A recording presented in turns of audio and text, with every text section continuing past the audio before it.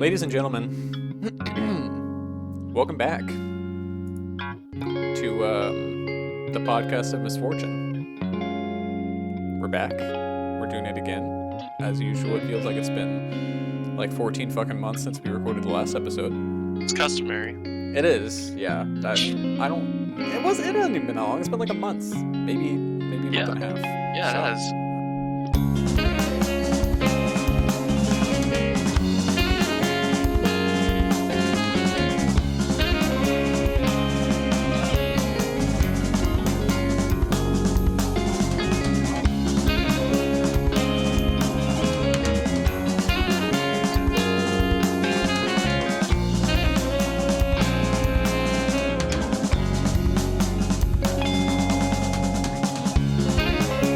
But before anything else, though, I'd like to say that this show has a sponsor. We're sponsored by the latest Disney Plus television show, Oh, Renovations. okay. No. Which I'm not.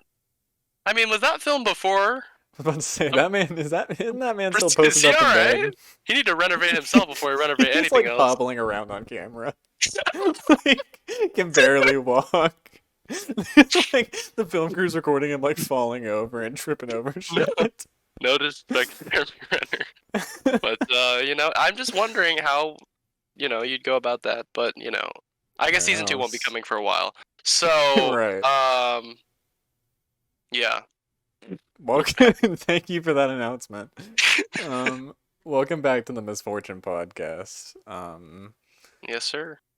We're back. I'm in a lobby of hackers in GTA right now. It's customary. You know how it goes. Yeah, of course. We got a lot to talk about. We get today. this episode's fucking packed. It is. You understand? Which is funny because actually, so I was going back through. I know I say this like every episode, but I was going back through the old episodes. Right. And dude, we used to like somehow well, obviously our recording times have become longer. Yeah, on average, yes. Yes. But like we used to somehow stretch like one topic across like 2 hours, and I'm not sure how we did it. That's insane. Because, Bleach and Berserk, we talked about them for a fair amount of time. Yeah. We've had whole ass 2 hour, 30-minute discussions on a single show, and I'm like, that's crazy. Yeah. But we gotta talk about something. Talk about something. And that was also when we were both locked in on the anime. That's true. We need to get you back on. When are you hopping back into anime? April. What's in April? I'll peek in the door every now and then. We got Demon Slayer coming up. But even then, that's not going to be like a crazy watch because I already know what's going to happen. And then we got... That's true, dude. Manga has ruined the watching experience for you. That may be partially why. But, well, yes, you need to stop reading so much manga. Well, I was considering Hell's Paradise is also coming out in April. Of course, that's what you'd be watching. I was considering continuing, but it's like, it's coming out soon, so I might as well just become an anime only, which is a rarity for me at this point. Hell's Paradise versus Solo Leveling. Oh, get the fuck out of here. Nah, dude. Don't come at me with your map of shit. Hell's Paradise is Jigaraku, right? Yeah. I love saying it like that. Saying it like what? Don't worry about it. How do you say it?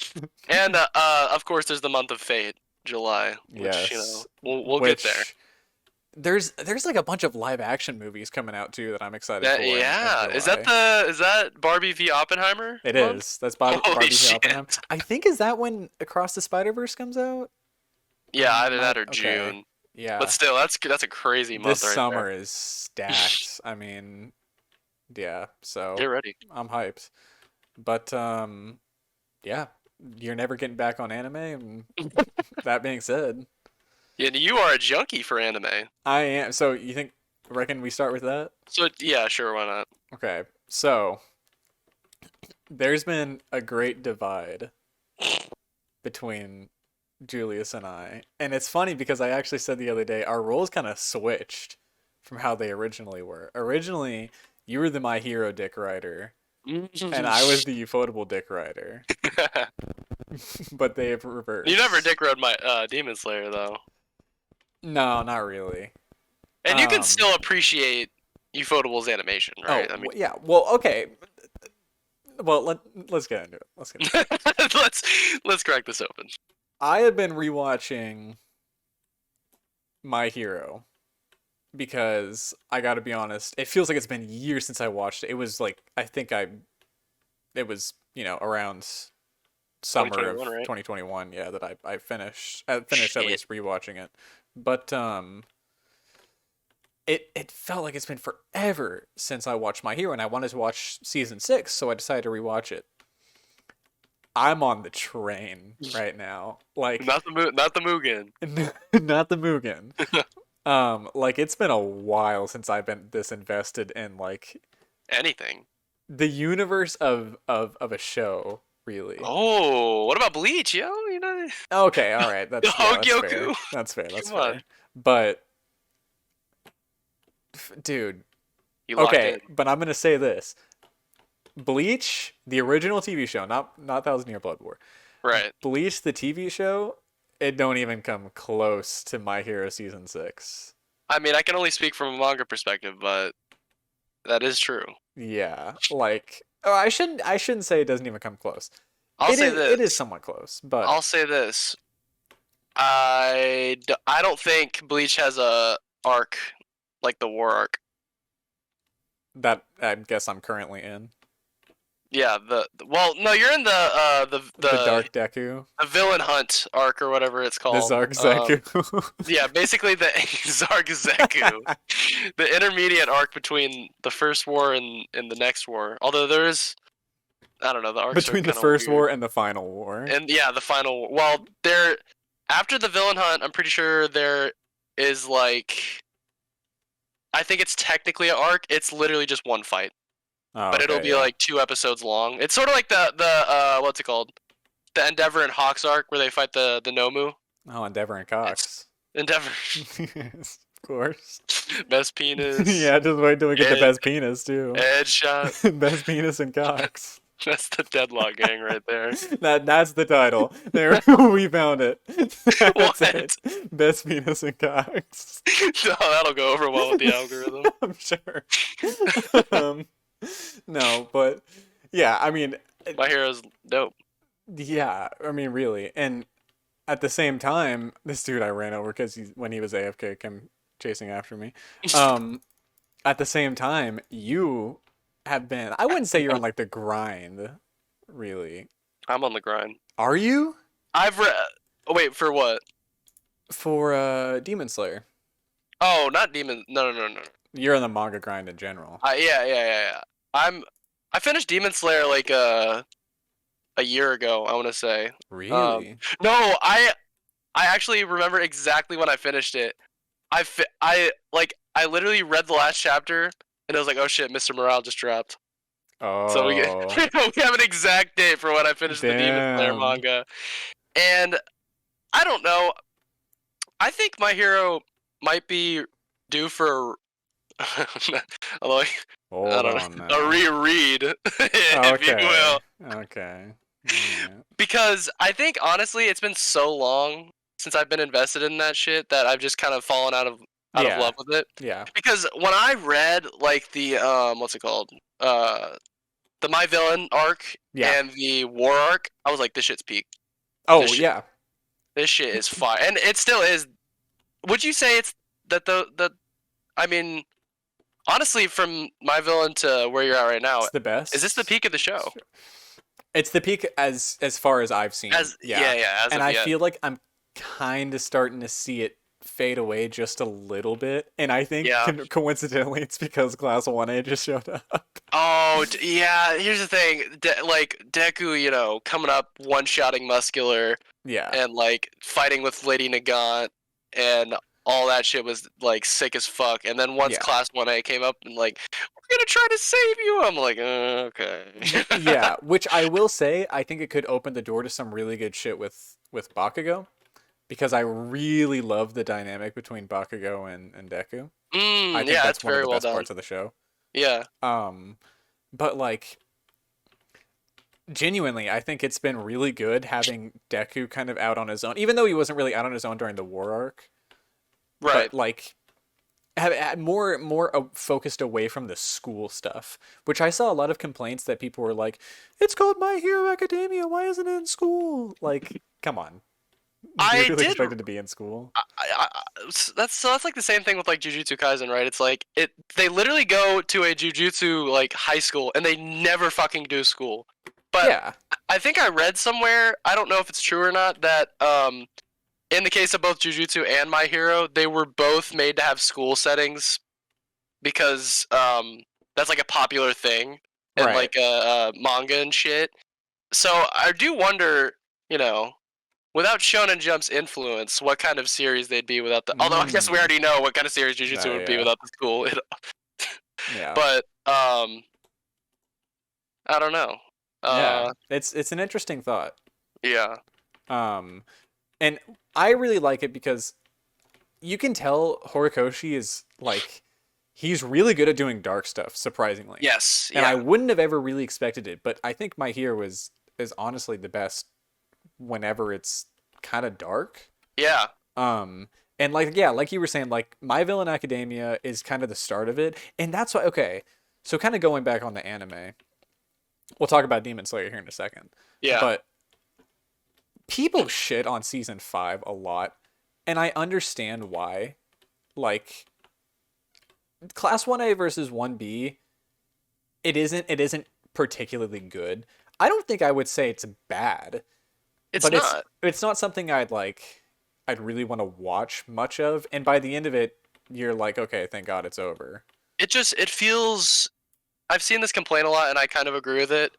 Class 1A is just so bloated. Honestly, Oh, there yeah, are yeah. Yeah. way too many characters in there, and I think when it counts, Horikoshi's pretty decent at giving characters, um, like pivotal moments. Like, Yeah. uh, but there are like a select few that he gives it to. But from what I've seen from the manga in recent times, he seems to be playing catch up a little bit where it's Yeah. like, okay, guy who has a eyeball that can grow out of his arm, you get something, and it's like, okay, that was never really a thing before, but now he's getting his own like little arc. But it just feels like a little late for that, and I feel like if Class 1A was smaller and actually included students like fucking Shinzo, who actually make more sense than fucking I don't know Sugar Guy, like in terms of That how yeah. important he is as a Yeah. character, that people might like it more as a story. I would agree. I would agree 100% with that. And like I think the reason why I don't hate it as much as a lot of other people do is because it's split up into like it's not just one whole big fight. It's like it's groups. Yeah, So like this group will fight and this group will fight, and it's obviously different. But like I remember there being a couple groups where it's like, okay, I don't really give a shit about any of them. Like yeah, I like maybe one character in this group, and the other right. ones are kind of like throwaway.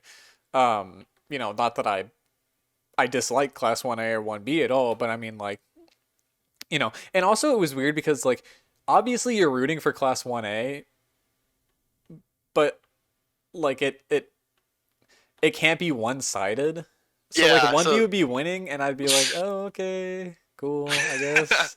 But then also like 1A would be winning and I'd be like, "Okay, cool, I guess." yeah, I mean, you're not invested in it because it's I don't know, just training. Yeah, But yeah. like, I think the reason, like, the best part about that arc is like for the most important characters, like their sort of development. Because I think Bakugo's good in that arc because he's really developed and Right. he actually is a team player, and I thought that was all interesting. But it's like, okay, could we not have maybe run through this like in one or two episodes, Yeah. Yeah. maybe? But Horikoshi fucked himself because he has like 20 students he has to take care of. Right. So, but I mean, I don't it's fine. Right? Like I don't think it's Yeah, bad. It is it was what a it decent is. arc. Yeah, But I obviously in season 5, and I don't know how the transition is in the manga, but in yeah, season 5 of the anime, obviously what shines is the next arc, which is mainly My Villain Academia. right. which is where like the show starts to really pick up, like Mm, really quickly. Um, I think that My Villain Academia, and then what, the War arc, and yeah, then the Villain Hunt. yeah, and then is that what that is? I think that's what it's called officially. Yeah, Okay, so that one, and then the Dark Deku arc, Zark the Zeku. Zark Zeku, as Bakugo would say, as Clifford Chapman would say. That's supposedly, allegedly. Allegedly, yes. He hasn't ever really said it, but if someone would, it was him. Um, yeah, that's where it really starts to shine, I think. Yeah. What comes at? Well, I obviously don't spoil me, but what comes after the Dark Deku arc? Well, like I said, there's a sort of like a cool down from everything that happens Right. here, Yeah. and then there is a sort of mini arc. Okay. Yeah. It's just a fight, and it's called Stars and Stripes. Oh, that's what everyone talks about. Okay. Yeah. Yep, Yeah. Stars and Stripes, which is a very controversial arc. Yeah. I thought it's cool because it's just like, oh, this is a cool fight. I don't really care, but it does speak to like an issue with Horikoshi's world building, but I won't get into it. Okay. And then after that, I'm pretty sure there's like a twist or something, and then the war starts. Yeah, I've heard there's an arc between Stars and Stripes and that, and then there's the final war arc, and The that's where they're final at right war. now. So yeah, And that's where we've been at. supposedly he's gonna end it this year, right? I think I need to check the last chapter because like But I've heard also I don't like, know how fast it's moving necessarily. yeah, I've heard also it could not. Um, Who knows? people think that there's enough to animate like 36 more episodes, so like a season and a half at the rate that they're doing it at. Yeah. I think if that's the case, then what they might do is, I don't know. I really don't know how they would do it. They'll probably start next season with Stars and Stripes, Yeah, and then all the other shit in between, and then do the probably Final War war. on its But own, right? yeah, I would I think so. guess. Yeah. And that's if it ends. And I don't know. I feel like oftentimes with manga, it's not just a flat out end. Like a lot of the times they have an epilogue, or like in Attack on Titan, there's the conclusion, but then there's like a bunch of epilogue after it in the manga. Yeah. Right. So I don't know. I mean, we'll see. I love it though. I'm absolutely fucking loving it. I'm I glad. I'm think glad. that My enjoyment of the anime. It's fucking manga reader. It's kind of tainted by yeah. reading the manga because I'm I sure. mean not only do I know the story beats on an adaptation level, I don't think the anime is fucking with the manga because Really. Horikoshi. I'm gonna say it. I'm gonna say it on this panel right here. Horikoshi has the best art in Shonen Jump. Like the fact that he puts out the caliber of art that he does on a weekly basis. Sometimes he Interesting. takes breaks. Is wild to me because of how fucking good I think it looks. I think the action sometimes can be a little unclear, but it's just like still everything looks so fucking good in the manga. But I don't know that's just how I feel. But Yeah. Interesting. yeah, I don't know. I mean, I haven't seen much other Shonen Jump. Well, Bleach. I think Bleach is the best, actually. yeah, because Bleach is probably better just because it has more clarity of action than Yeah. My Hero does, and I think the style's better, but Yeah. that But ain't also, running no more. Horikoshi drew Chainsaw Man, so there you True. go. Which that panel, or it was adapted in the first episode of season 6, and it was changed to just some like dude with like saws for hands. Real? That's my Oh, favorite. But come yeah, on, I come really wish. on. But at the same time, That's since fucking Chainsaw Man lame. was airing at the exact same time, it would It's have been a like, little we don't want to odd. look like dick riders. Yeah. But it would have They been don't want to cool. remind you of the other show. You're right. They don't want to detract. Please stay. But no. So, but all of this is to say, I mean, I haven't really talked a whole lot about season 6. But I don't. I think just season 6 is raw as fuck, and it's fucking awesome. Oh yeah. And honestly, it's really weird for me to say this, but it's like a 9 out of 10 arc. Like, Will it be a 9 out of 10 season? oh yeah. Oh, peak. There are 3 episodes left. They would have to do a lot to. Yeah. yeah, I don't know how they would fuck it up. But no. So I'm loving it right now, and I I mean, I don't know. It's weird for me because like I really wish I kind of started it a little bit later. Well, I intended to be watching the show for a lot longer than I was. Yeah. Because like now I have to watch the last few episodes airing, and it sucks because I was on a Oh, train. the weekly. Yeah, so and I think Yeah, that's what ruined season 5 for most people. you're gonna have to forget about My Hero for a little while, and then Yeah, just be like, I don't really give a shit about this until 20 episodes into season 7. right. Which that's So, wild. Season 7. oh yeah, I thought This about has that come a earlier, and I long was like, way. that's crazy. And it started airing in 2017, and That's it insane. has 130 something episodes, which Attack on Titan did in 10 years.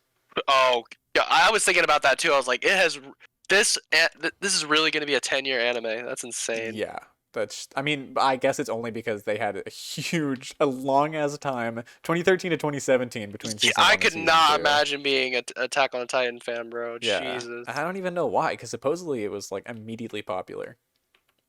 Yeah, I was like, why Um, wouldn't you follow up on? Although I guess it has been 3 years since Jujutsu, almost 3 years since Jujutsu came out. yeah, well, it's because it's Mappa. That's for another reason. The plate's a little stacked right now. Yeah, just a little bit. However, switching over to the other side, The opposition, and the other side of the ring, the other side of the tracks.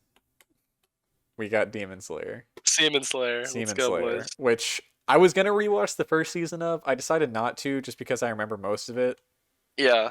and I don't want to sit through the sad demon's about to die, and then they explain their entire backstory. Oh, Shit. that's every arc, man. Come on. Yeah, that's why I'm not. That's why I ain't doing it. Well, Um, I yeah, but so I recently watched. I rewatched Mugen Train, and then I watched the new season, and then we went and saw Peak in theaters. oh We god. went and saw To the Swordsmith Village, the film. Don't say The, that out loud. the most shoddy editing in existence. And it's still the funniest shit to me. I mean, I heard a legitimate argument for including all the credits, which is like you want to credit all the yeah, animators yeah. for each episode, but it's like, Just do it at okay, the end. Just make a new one. do it at the. Although, okay, there was that one. What's it called? There was that one credit sequence where it was like the town exploded, and then it sort of fades into the credits, and that's fine. Oh yeah, yeah. But then the next episode, where they literally just play the credits full on, is like, let's That's a little tighten, much. tighten up, Ufotable. Tighten up. Or the editor you commissioned to put together this movie. One individual. It was probably like 2 in the morning. Yeah. He was like It was like me with the Misfortune podcast for real, bro. Yes, the movie was set to drop the next day. Import. He was like, whatever. Just export Demon Oh Slayer God. movie.mp4. Not to skip it. I mean, I didn't know if you wanted to talk about anything prior, but what did you think of the beginning of the Swordsmith Village arc? The beginning of, okay, so Mitsuri bath scene, the end, right? It's on screen for you guys. I put it on there. I looked it up and I got the fucking shittiest picture. Here's a gift for you youngsters. You get to see Mitsuri's boobs on your fucking screen.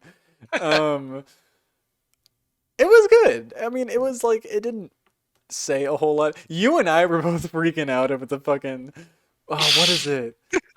Like, what is the place called? I don't Infinity remember. Castle? Infinity Castle. The Mugen Castle. No, that was the best part of it to me.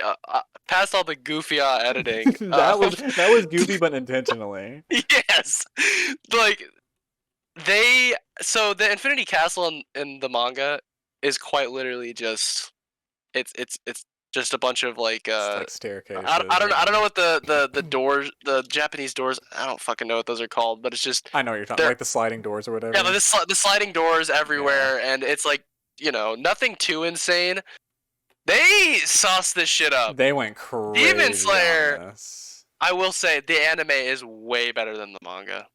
I'm That not a is huge fan of the something. manga style. Like, I think it looks Yeah, pretty, and I've heard that it's like kind of supposed to resemble like old Japanese art. right. I'm just personally not a huge fan of it. It looks like it's like from the 2000s. Yeah. Which, when did the manga come out? Like 2010s, right? Yeah, no, it was like right around the same time as like a My Hero or Yeah. actually no, probably more like 2017 or something like that. I Really? don't Because know. the first season of the anime came out in 2018. Although that wouldn't be the first time that Wasn't they that 2019? it could be. I might be wrong. Then maybe I don't know, 2016, 2017. Yeah, sometime around then. Which The I mean, art, no, you go ahead. yeah, the art in the manga, I didn't like the style when I first got into it. It has more of like a shojo edge to it than it Yeah. does like a shonen Yeah. sort of edge, but I think when it counts, the art's really good. There's just not a lot. There weren't a lot of panels or spreads where I was like, Right. "This is peak." Do the like breathing techniques and like all the effects, because it would be really hard to watch it without the effects. I feel that's what I mean. Ufotable is like the CGI studio. Oh yeah, if anyone was gonna do Demon Slayer, Ufotable was the fucking one because the breathing techniques look amazing. Honestly, Mappa though. Mappa versus Ufotable and carrying the anime industry. I mean, it's no question that Ufotable is way better at CGI than Mappa is.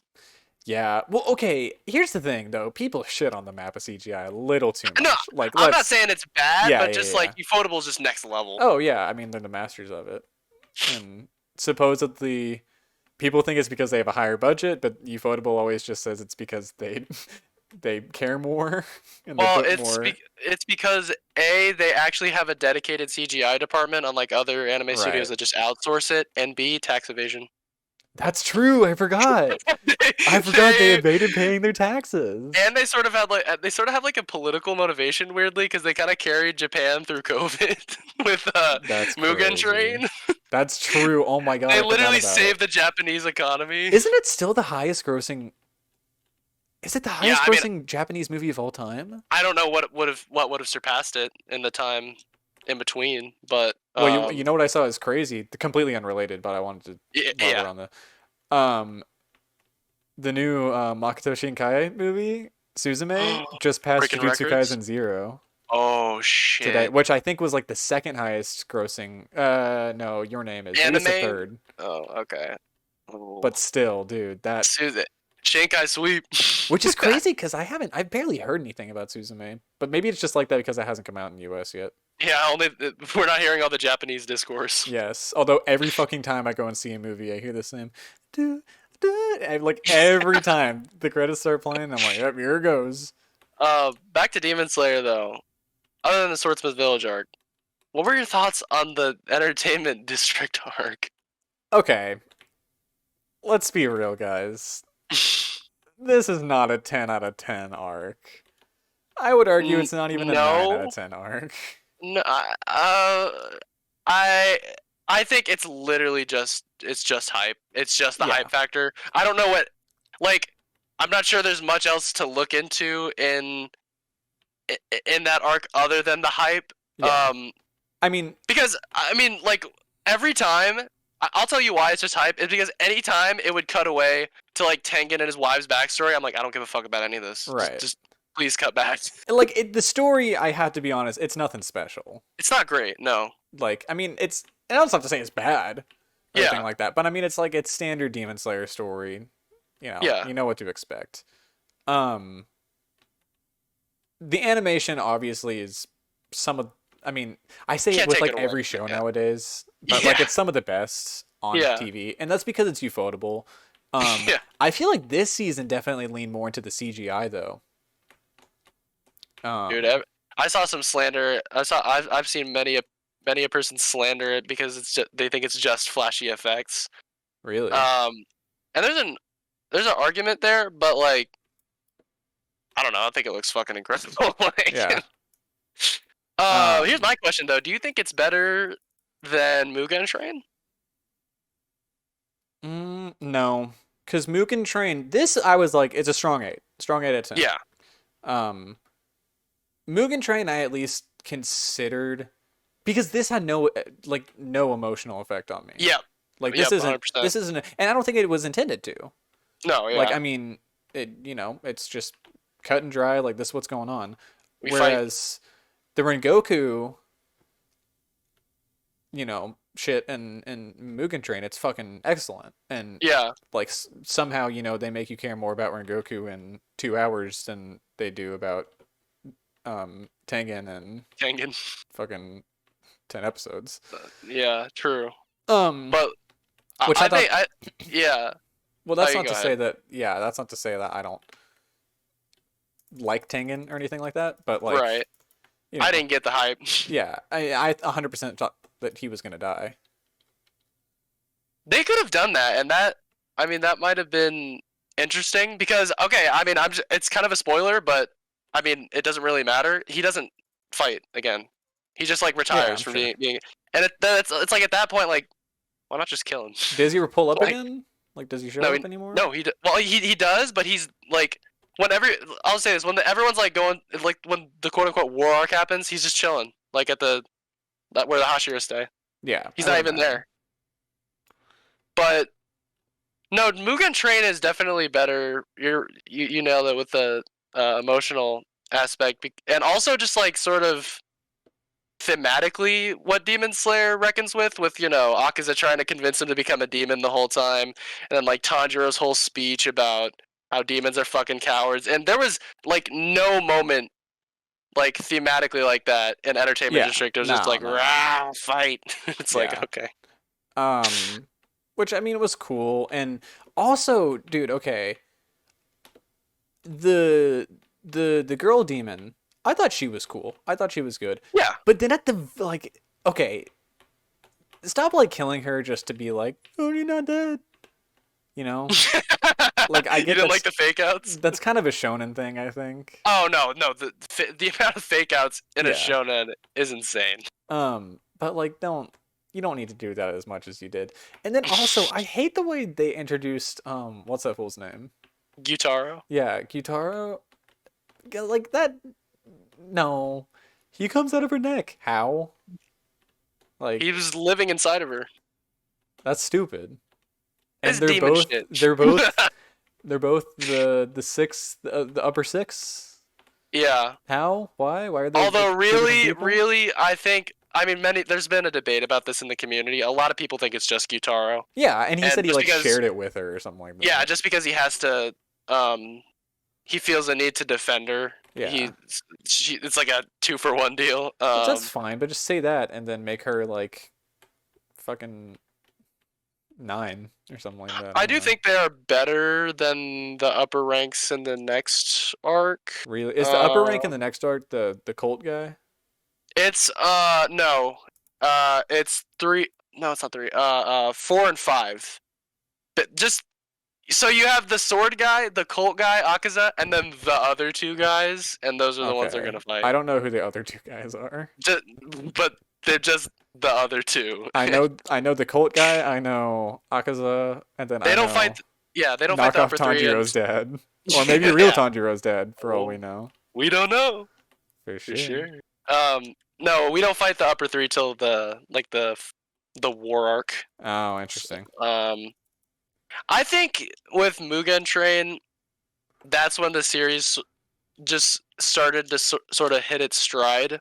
Like, I mean, from Mugen Train on, I just think Demon Slayer is a solid series. I don't think it's got a arc like the war arc in My Hero or anything like that, but like it's pretty solid from Mugen Train onwards. So we'll have to see how that Interesting. goes in the anime because it's Yeah, probably gonna be fucking crazy. yeah.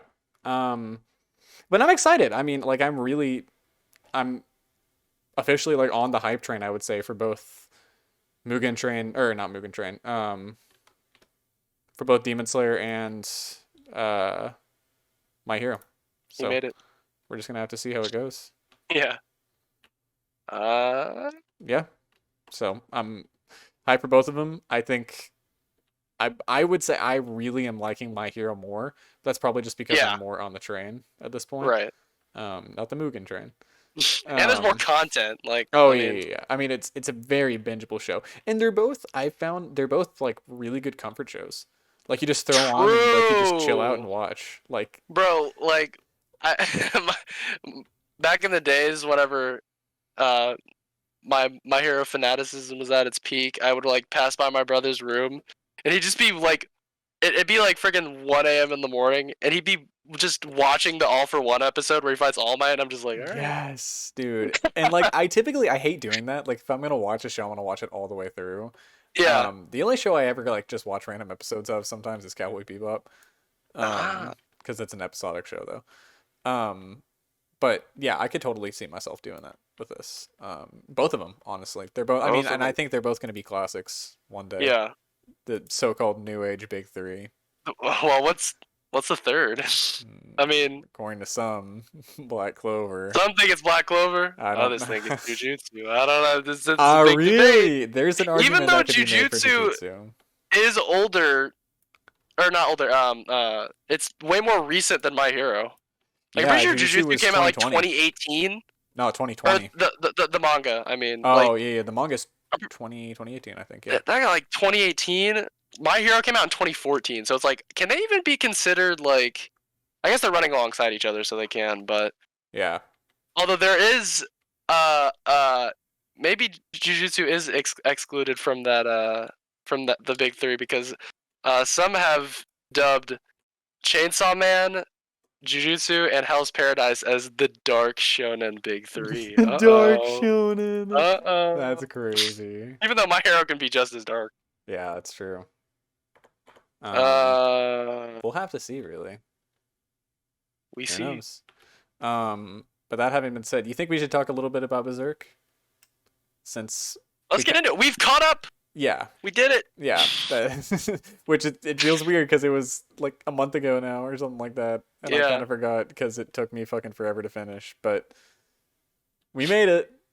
He did his first manga, folks, if we're not counting that. We are not. Yeah, so I guess we should have indicated a little bit more probably last episode that that's what this was about. Or that's what we were doing. Because, like, the episode wasn't titled that, and this episode probably won't be titled anything related to Berserk because we still have our big topic coming up. Oh, it's coming. But still, I mean, we should probably talk a little bit about it. So yeah. Thoughts? It's pretty good. I will say, I think 9 out of 10. Yeah, like I think that's fair. I'm gonna be honest. Falls off a little bit after Golden Age, just a little bit.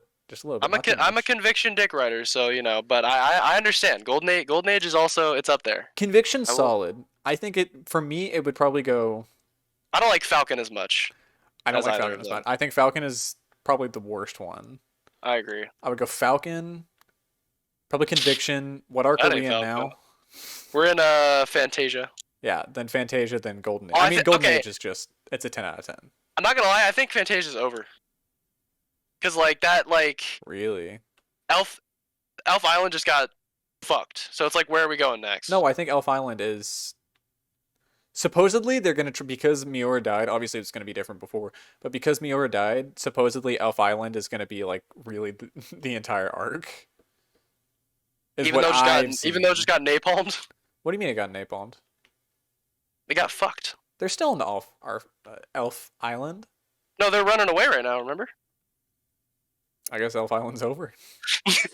Well, I don't know if Fantasia's over. Yeah, I don't know.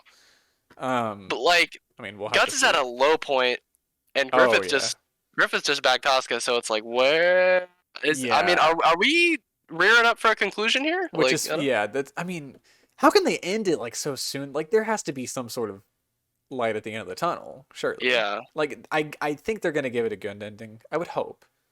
I don't think they're gonna give it a bad ending. I think Miura said something about it having a good ending, but I don't know how you have a good ending in this universe, but I don't know either. And also, I don't know how long is it gonna take for Guts to be able to touch the God Hand, if he ever even does, because that motherfucker swung at Griffith and got just like a hair.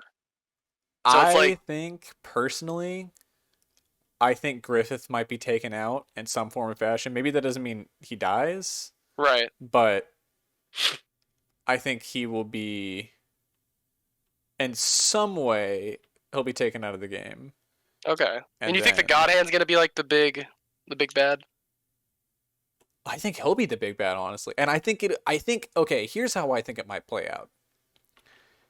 Is he still hates the God Hand, but I don't think Right. they're less his targets and it's more Griffith. So I think Yeah. it could be 100%. like somehow he takes out Griffith and then the God Hand's like, you got I respect.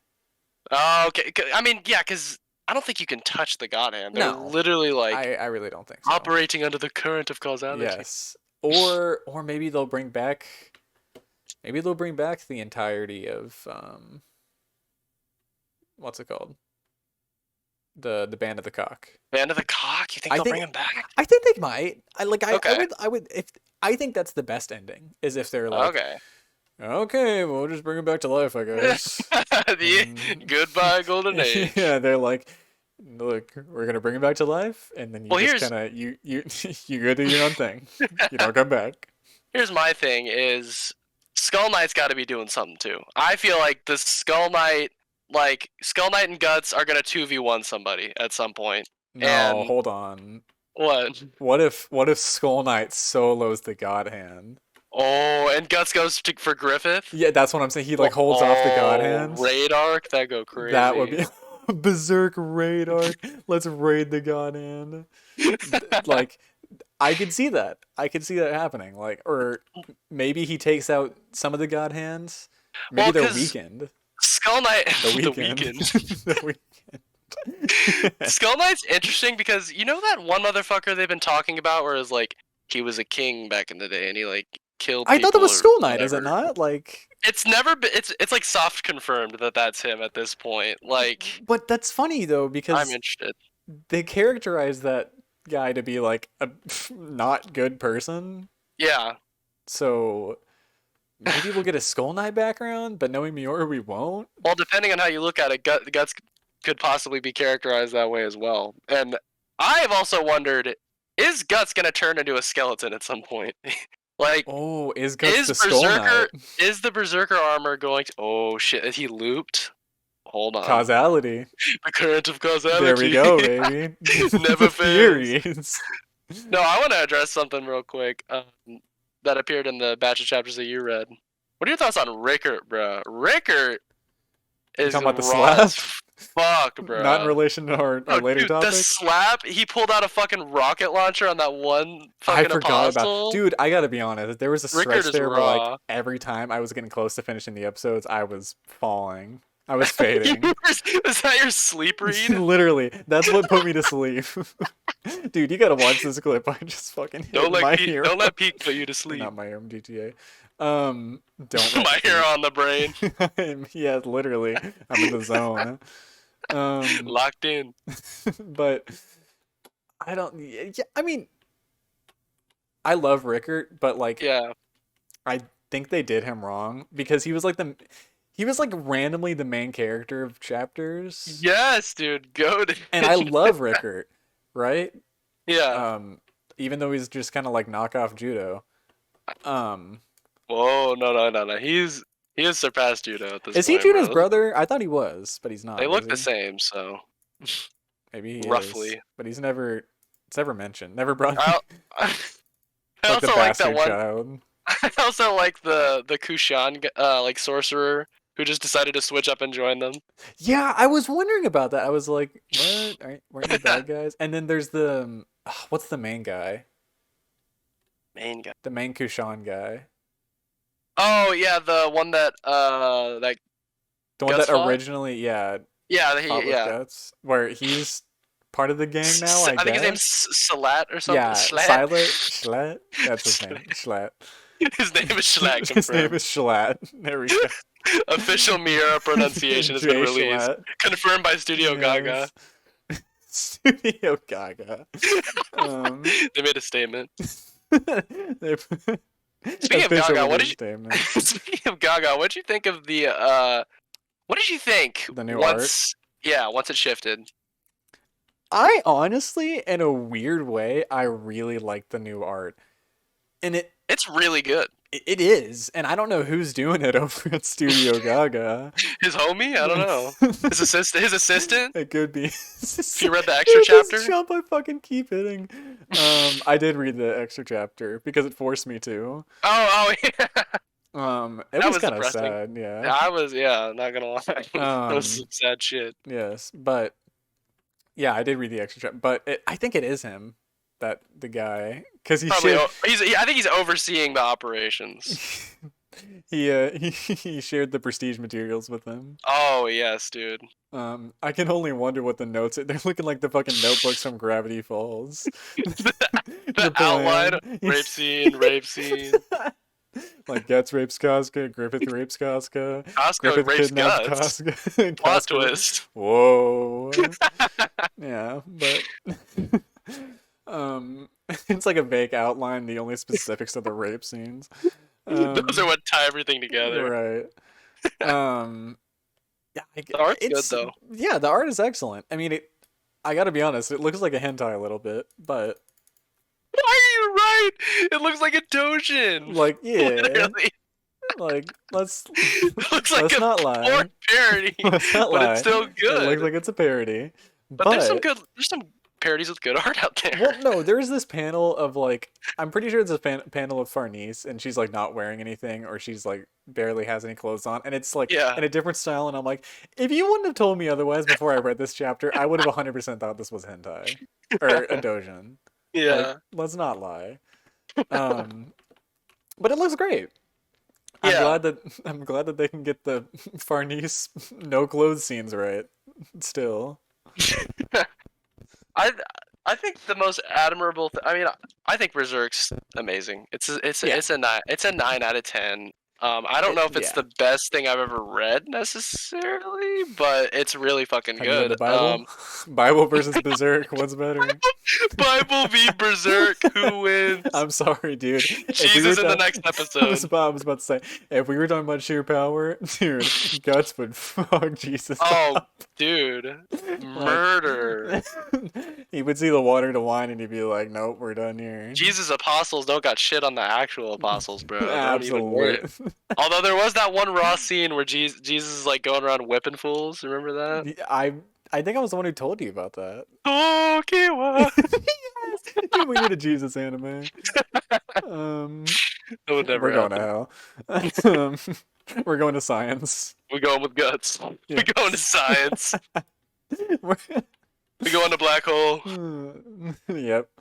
That's the science equivalent of hell. What was I gonna say? I think the most admirable thing about Berserk is, unlike a lot of other manga, it took me a while to figure it out, but all the chapters are like 23 pages. Yeah. I honestly thought they were all like 40 pages, not gonna lie. That's how like dense Oh, Berserk yeah. is. And it's like with the caliber of art and the density of like the content in Berserk, Yeah. I think that's what makes it special as a manga. Oh, absolutely. Yeah. And I Yeah. mean, like, I gotta be honest, for as much as people shit on the anime adaptations, I do think they're solid. Both of them. The 2016? No.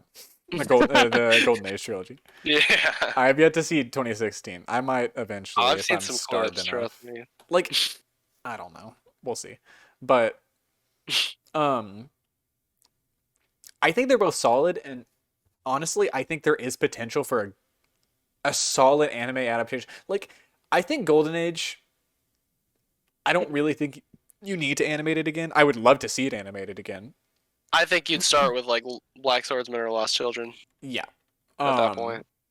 But I don't think it needs to be animated again. I think there needs to be someone who can come out and show a really strong strong conviction. Oh, hold on, You like bar. I think there's someone who can come out and animate conviction in a really good way. Yeah. Or adapt, I should say, 'cause it's not really exclusively about the animation. I think people are like a little too strong of mind that it can't be adapted into an anime. Like, no, I mean, like, it can. Obviously, not every frame is gonna look like Yeah. fucking, some of the panels, but I think a good adaptation's possible. hear me but- out here. This is a hard idea. A black and white anime. Ooh. Right? Am I right here? You might as well just read the manga then. No, you want the voice. No, you thing. gotta have the sound effects, the voice Yes, acting, exactly. the music. That's why I'm not reading My Hero. I need that Otherwise, I'd be stimulation. on that already. I need that extra stimulation. I'm a TikTok child. TikTok child. But no, I think that there is absolutely a way to do it. Fuck all y'all. Maybe not in a way that everyone would like, but Oh, it's doable. Now, finding the right studio is definitely the biggest issue. that's true. I don't think Who would Mappa needs to do Who it. could step up to the challenge even? Like, Trigger. Trigger Berserk. That okay? No, they would just handle the Isidro and the puck shit. Yes. The fuck shit, if you will. The fuck shit. There we go. No. Look, Trigger is the perfect studio to do it animation style. Well, I probably shouldn't say that because they're not very serious. But in terms of they quality, unserious. but the unseriousness would ruin it, I would say, because they don't make serious shows. Yeah, but like the Promare CGI gives me would give me hope in that regard. Yeah. But I'm sure most people, if they saw a single fucking pixel of CGI, would be like, "This is garbage." Yeah, I would say probably my pick would be Madhouse because they're a good all-around studio. That's true. That's true, actually. I don't want Mappa to do it. Hunter x Hunter and Death Note are like consistently good adaptations, even if they don't have the best animation necessarily. Right. And I mean, that was what 2008 and 2011. Well, what are they doing now, though? Aren't they kind of in shambles, Loki? I don't think so. I think they just are. And no, that's true. I don't know what the last thing that they put out was. Mappa has taken their place. I don't want Mappa to do it because there's a chance it could be good, but there's also a chance it could be really not good. And they can't do every property under the fucking sun. Yeah. Right? Let's get that out of the. Yeah.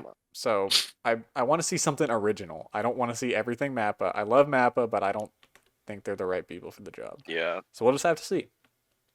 Who fucking knows? If it could ever be done. Yes. I don't know what other. I mean, fuck it. Studio Kara. They ain't doing nothing. Oh wait. That could kind of go crazy. Yeah, and we thought they were done, but now they're doing Kaiju number 8. Oh wait, they're on Kaiju number 8? Oh, you don't know that? No, they're not on Kaiju number 8, but they are doing in affiliation with. They're doing the Kaiju, yes. Oh, that's because all right, the failures of Infinity sequence in Evangelion, that shit goes crazy. Like with the CGI and everything. I can't tell if you're being serious right now. No, I'm being serious. Really? Interesting. I think that shit went so hard, and I think that's for true. A Kaiju number 8. Because you're reading it right now. Should I do my manga corner? Go ahead. I think okay. In conclusion of Berserk is great. This isn't going to be the last time we talk about it. Yeah. If a big chapter happens, we'll chime in. Yeah. Maybe we'll get the anime episode back one day. In 5 years' time. It's 5 years somewhere out there. It's somewhere out there. He's got something back there. Yeah, but who knows? So, Berserk is good. We didn't talk a whole lot about it, but I didn't have a ton to say anyways. Yeah, so. yeah. Good book. So now on to Julius's I had my manga corner at one point in the show. Now I had my anime corner. Evangelion corner, right? The Evangelion corner. Now it's time for Julius's manga corner. All right, folks. I have read a shit ton of manga since the last episode. Yes, in an effort to keep up with the Shonen Jump meta, if you will. So now you're back on the dick riding. I have all the, or I'm trying to read most of the. He's collecting the fucking Infinity Stones. That's what's going on right now. Yeah. I've been reading a lot of the ongoing weekly Shonen Jump series, even though Kaiju number 8 is a monthly. Or no, it's not. It's not. No, yeah, it is monthly. But I'll start with the very first one that I read. What did I read first? Sakamoto Days. Sakamoto Days. I've heard of that one. It has not gotten an anime announcement. It will be in my favorites when it comes out. And if it receives the treatment it deserves. Really? The closest thing I could compare it to is a Mob Psycho. Okay. It's like Mob Psycho with jujutsu fights, is how I basically describe it. That's interesting. This shit, it's not anything crazy. It's got like interesting ideas from time to time, but I just like it because it's fucking raw as fuck. It's got the best action I've seen in any manga. It's got the little funny moments, but sometimes they be As funny they every do. now and then, as they do. Sometimes the funny moments are actually funny. And I blasted through this shit in like I want to say like 2 days. Are you Honestly. finished with it, or are you caught up? I guess. I'm caught up. I'm caught up. How many chapters are at? 100 and like 10, I think. Oh, okay, that's not bad. I read that shit in 2 days. I've never read a manga that fast before in my life. That is crazy. Actually. I was an addict, bro. Okay, we all got our addictions. That's bro. me on My Hero. Anime. Me on My Hero and Attack on Titan. Yeah. So Sakamoto Days. Watch out for it. Maybe someday we'll cover it on this here podcast. Maybe. Next, I read Mashal, Magic and Muscles. Of course. Of course. I've heard it described as a mixture between a One Punch Man, Harry Potter. Nope. What else? And One Black Punch Clover. Man and Harry Potter. It's just Magic One Punch Man. Interesting. And it doesn't do anything necessarily as good as One Punch Man. It's just, but it's just, I think it's a solid series, and it sort of starts out as, I mean, just a straight up comedy that like evolves into an actually self-serious shonen. Yeah. And I think it's actually solid. Like, you know, I'd probably give it like a 8 out of 10. Okay. The anime is coming out again in April. So I'll probably check it out. I forgot who's on it. I think it's A1. Yeah, it's one of them. It's one of those. You know the ones I'm talking about. Yes. But no, solid manga. It's in its last arc, so it won't be a very long show. It'll probably be like maybe 3 to 4 seasons at most. But okay. Well, in this day and age, that can be long. That's true. Good manga though. Interesting. Good book. Yes. Next we have Undead Unluck, which has a very interesting first chapter. It's pretty much a girl like getting sexually assaulted, and it's played up for laughs. Delightful. But believe it or not, it's actually a really good. It's actually a really good story. Hear me out, guys. Hear me out. Just get past that first episode and a lot of the weird rapey undertones, and you will find that there's actually a pretty interesting story. It's got to be like the most unique shonen I've ever read. I can't even explain like the fucking premise. Like it's kind of weird, not gonna lie. It's being done by David Production. Which means it's gonna have the fattest sound effects you've ever heard in your life. Yeah. And I am really liking it though. It's one of the more unique shonen out there. And it's just been very consistently solid all the way through. And I have no idea where it's going, so I'm excited to read more of that. Anime for that, I forgot. I think it's this year, but it's coming out soon. Yeah. Intriguing. Did I read one more thing? I feel like I remember you reading something else. I read. Oh yeah. Kaiju number 8. Yeah. Kaiju number 8 is solid. It's very cliche as a shonen. It's got some My Hero vibes. Oh wait, you might actually like that though. It's got some My Hero vibes. It's got some. Is it a mecha? It essentially is. They don't use mech suits, but they have like suits that they just wear on their actual bodies that like enhance them. So it's essentially a mecha. But it's pretty good. I think the current arc that it's on is really gonna elevate it to the next level if it keeps it up. But for now, it's just sort of decent. I think it'll probably be pretty popular, but apparently it's not coming out till like next year. So we'll just wait till then, even though there's already a trailer. And you said Kara, and who's the main studio on that? Like, I don't even know.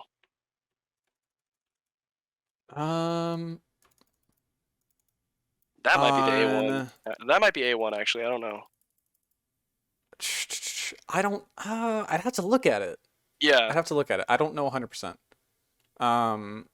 It might be A1. Yeah, that sounds Okay. right. I don't know 100% if that's the case. My thing with the manga is that it's monthly, or no, it's bi-monthly. Yeah. But I don't feel like the art is like particularly great, so I don't understand why it's on that schedule. But I mean, honestly, if a mangaka is comfortable with the schedule they have, fucking keep it, dude. I don't want to. I don't want a Kubo case. All right, ladies and gentlemen. But no, Kaiju number 8's good. People, check out the anime when it comes out. Yeah. I mean, it's not progressing very fast, but I could see it entering its end game very soon. Interesting. Good little book. Good book. Good thing. Good team. Good text. Good text. Good pictures. So that was my manga corner. My manga jerk off corner. Next time I'll probably only do one Interesting. in between episodes. Yeah. Well then. I believe it's time. It's high time. Like, Is it high time to? however far in we are, an hour and a half or something like that. All right. Solid. Let's run it up. Ladies and gentlemen, this is something that Julius does every year. Oh, I'm in there. But this year, I'm in there. The wave riding. The wave riding. We watched every Best Picture Best nominee. Picture nominee. We were synced up right there, bro. Were we? We was. We was. The recording will bear. The recording will bear Will the it? results. That's We'll interesting. hit bear. What? We'll hit bear. So as of recording, the ceremony is on Sunday, so we do not know what the results are No. at this I point. really hope this episode. I just got kicked from my GTA server by hackers. I really hope this episode goes up by Sunday. It should. There's no reason why it Okay, wouldn't. but you're acting like some dude's like waiting with bated breath to see But I what want our it to. fucking. I want it to. All right. I You want know it what? to. My stepdad came to me for recommendations today. Is he gonna listen? It's possible. It might be time to come out to my family. I have a podcast. I am a podcaster. This I've day told a and few age. of them. I haven't told them what the name of it is. Oh yeah, come on. Just look up Julius Caden podcast. But I was and you'll about to say find that it has to be. It has to be. But yeah, we watched every Best Picture nominee, and So, do you want to do it like alphabetically I was and like thinking so. we say where it ranks I with was each thinking one? so. Okay. Oh, we're saying where it ranks. I got to pull that shit up then. Pull that up. So what? Give me just- It'd probably be better to do it alphabetically. You think, right? Yeah. So we And don't. then I don't know. Yeah, just move through top it. to bottom. Okay. So So that's how you did it. You know. it is. So what I'm what would saying? be first? I Well, believe. So okay, All we Quiet- should. Okay, yeah. Just go ahead. Just go ahead. All Quiet on the Western Front. All is quiet. It was a little bit quiet. I say we give our thoughts, then we give My brain was quiet during this movie. Not gonna lie, bro. I was we give our thoughts. And I was then slipping. I was slipping. We give our ratings at the Our end. ranking. Yeah. Our Ra- ranking ratings, and our ratings. Oh, there you go. There we Ranking. go. Double R, not triple. A double alliterative. Triple alliterative. Not quite the triple. You need to say it in like the Overwatch voices. Double kill. Triple Triple alliterative. kill. The one where it goes crazy. Quadruple alliterative. Yes. Yeah, we Sextuple. Sextuple. Just a little bit blown back by that. Yes. Blown back. I did the Vine Boom sound That's what effect. that's what the lizard's doing. It's Blowing not some I back in didn't the put it on sewer. screen. I didn't put it on screen. I should have, but I didn't.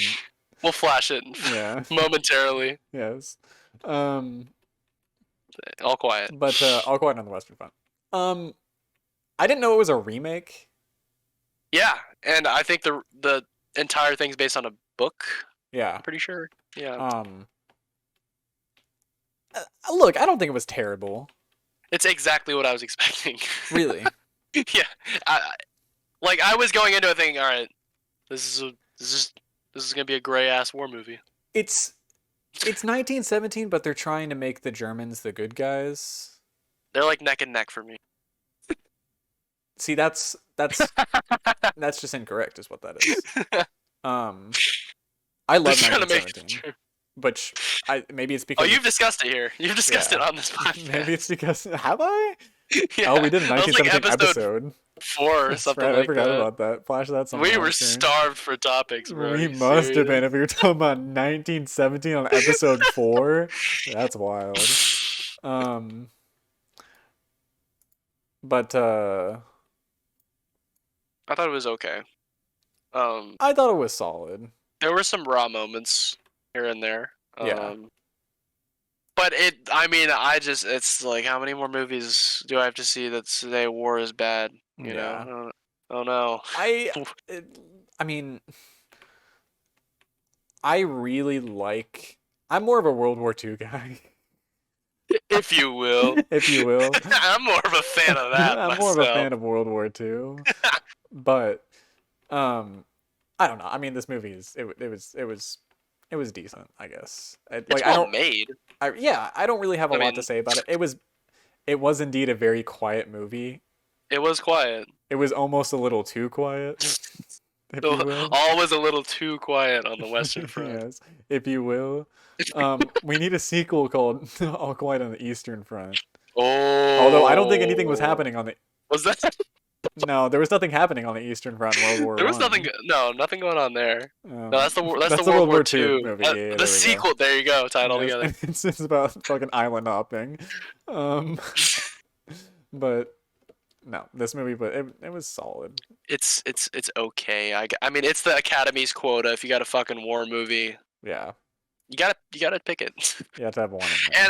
And very sadly, I could see this winning, too. You know what I mean? Like, Which I is could funny see because this. all the people that I follow, like on Letterboxd and stuff, they all are like, yeah, it's solid, I guess. Pretty meh across the board. Yeah, I would say so. I'd give it a 6.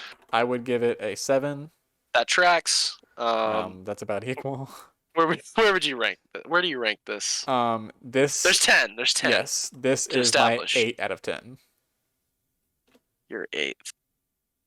This is my 7th. Okay. What? Oh. Uh-oh. That's interesting. It's on the lower end, all right? Yeah, and I it's didn't on think the it. lower end. I thought it was like okay, and I thought it was solid. I may reconsider the positioning. Actually, hold on. I'm looking at this right now. Do your edits. What's next? Avatar. Avatar: The Way of Water. The Way of Water. Most highly anticipated, even though I watched the first one for the first time last month. I watched the first one for the first time probably once when it was on like TV in 720p.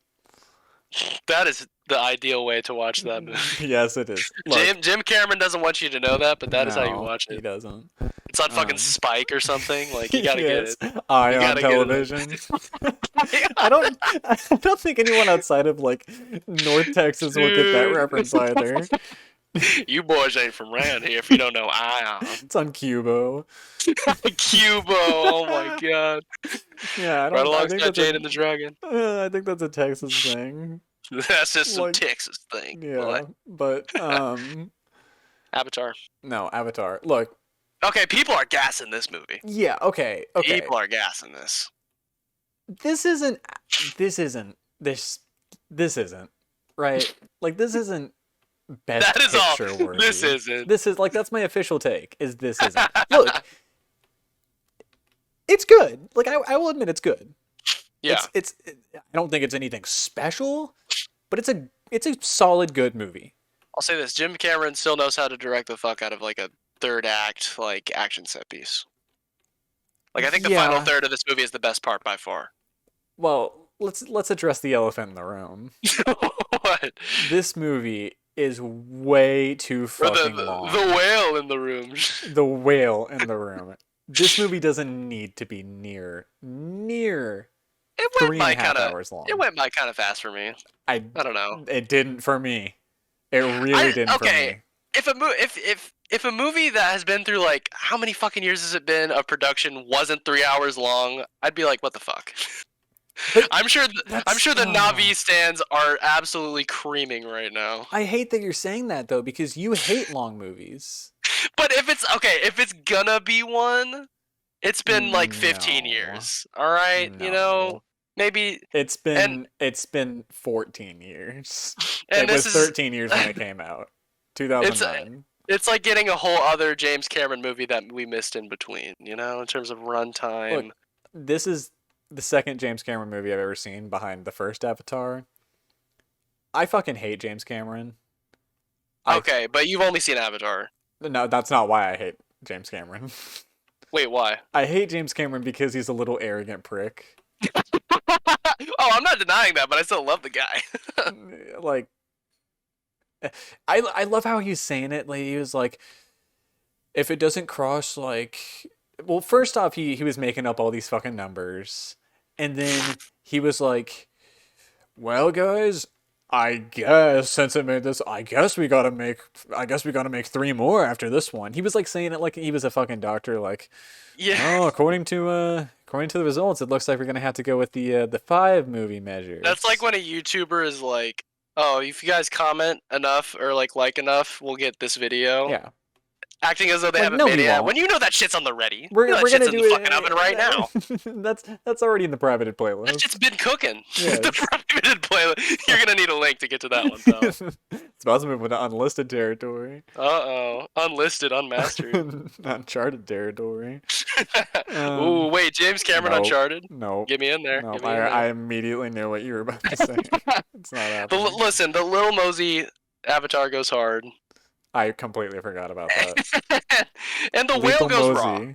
Okay, I like that James Cameron isn't afraid to tear off a guy's fucking arm. Okay, that was a raw moment. Yes, I would agree. There were some raw ass fucking moments in this movie. I think today's blockbuster would just cut away from that shit. Oh yeah. But I think Cameron's still got that. He's got that '90s edge to him a little bit. That 90s edge. That '90s edge. What movie did he shot. make in the 90s? The Abyss.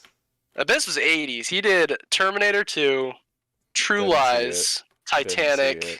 Didn't see it. All very good movie. Actually, the Terminator 2 is just kind of good, but Really? listen, That would get you killed by some people. I know that. the first one sweeps. I'm sorry. Oh, that's gonna get you killed by Salvation me, sweeps. dude. What's the one? Genesis. Genesis, bro. No, You rocking with that? No, what's the one with Christian Bale? Is that Salvation?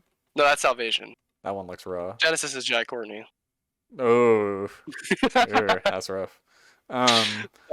Anyways, Avatar. It was pretty good. Okay. It was pretty good. It was pretty decent. I stand by the fact that it did not need to be 3.5 hours long. It was a solid movie. I think it builds really well off of a movie that was set up, however, 14 years, 15 now, I guess. Yes. Or 14 still. 14 years ago, and there's kind of a trend now where it's like everyone wants sequels to everything ever, everything everywhere. Yeah. Kevin Feige was talking about that today. He was like, maybe we don't do sequels anymore. Well, here's the thing: is some things it works. Yeah. And some things I would really want it to, and there are so many things that people are like, no, you need to leave it where it's at. But I was like, yeah, I wouldn't mind getting to see. A year ago, who the fuck would have thought that Constantine's getting a sequel? Who the fuck thought that Puss in Boots was gonna get a sequel, yeah, bro? exactly. Yeah, and there's some things that I'm like, okay, let's give it. Let's give it. But Avatar, I mean, you really, I know the corporations are still trying to get that unobtainium, but that hasn't stopped by the end of the last movie. But the first movie kind of does have a decent bookend where it's like, all right, Jake Sully's living with the Na'vi, and which is cool. Yeah. But it is cool that he built on that. Right. And introduced new, lovable characters such as Spider. Fuck that dude. He's my least favorite character in this movie. You a Spider fan? I hate that dude. That's some fucking Nickelodeon shit. Nickelodeon shit. Nick at Night. Nick at Night. Nick or Treat, if you will. I didn't make it up. Please enunciate. I didn't make it up. They did. It's good. Yeah. I get why it might be nominated for Best Picture because it's like Cameron's a big name and it's a big effects shoot and we've been waiting for it for however many years, but definitely not. It is in the upper half, I will say. It's barely in the upper half for me. Okay, I'm gonna give it a 7 out of 10. I'm giving it an 8 out of 10. Tracks. And this is And my number 5. this is my 4. Okay, so Easy. pretty similar. Pretty similar so far. I mean, look, I have my classifications for movie, film, and picture. This is definitely a movie. Oh, for sure. This is Movies. the most movie thing I've ever seen. Especially the fucking frame rates, bro. Oh, I mean, yeah. look at that. Can we classify this as video game, low-key? That's true. But that is the most variable frame rate I've ever fucking seen. Cutscene. Gave me a headache. Dude, the frame rate in this is like the fucking IMAX. What is it? The IMAX shots in the Transformers movies. Yes, How dude, the black bars like continuously disorienting, change. Yes. yeah. Well, they did the same shit in The Hobbit. Ain't nobody watching the fucking Hobbit. I did, okay? Listen, I did too.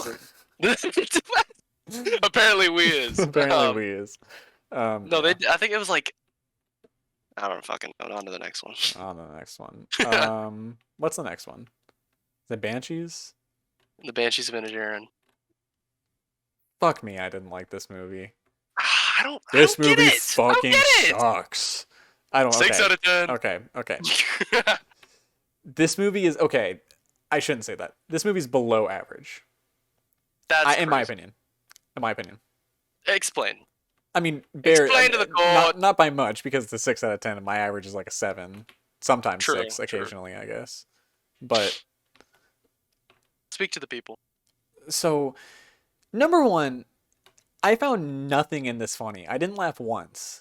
Really? I thought it was funny as fuck. And you know me, I have a very specific sense of humor. Oh no, you're much more particular. I'm more adaptable when it comes to Yes. comedy and movies. That's your domain, all right? Yeah. You are the tragedy, I am the comedy. Yes, exactly. I would prefer a serious movie. Now, there are some that, I mean, I guess I haven't seen like a ton of like the ones that everyone says are really good. You know, your Seth Rogen's and your John C. Reilly's. Sure. But I don't know. This movie wasn't funny in the slightest to me, and I really didn't know that this was a period piece. Yes. And I should have, because it really shows. And it hit me at some point. They showed like a shot of a calendar and it said like 1920 something. And I was like, yep, that explains everything. Not that I don't like period pieces, but like, I don't know, like, I don't know. It wasn't entertaining. It was so flat to me. And everyone was like, there's a message behind it. It really shows the importance of society and friend. Like, no, it fucking doesn't. I'm sorry, it doesn't to me. I did find a deeper layer to this movie, or I perceived a deeper layer to this movie of the sort of, how isolation and people being in close proximity can drive each other fucking crazy sometimes. And why, the sister was fucking right to leave, even though Colin Farrell had every choice just like she did. Yeah. And Brendan Gleeson, for that matter. I mean, he should have moved out that fucking rock too if he was, so indignant about having new experiences. But I'm gonna be honest. I don't know. I feel like I'm kind of maybe half informed on this movie because I don't.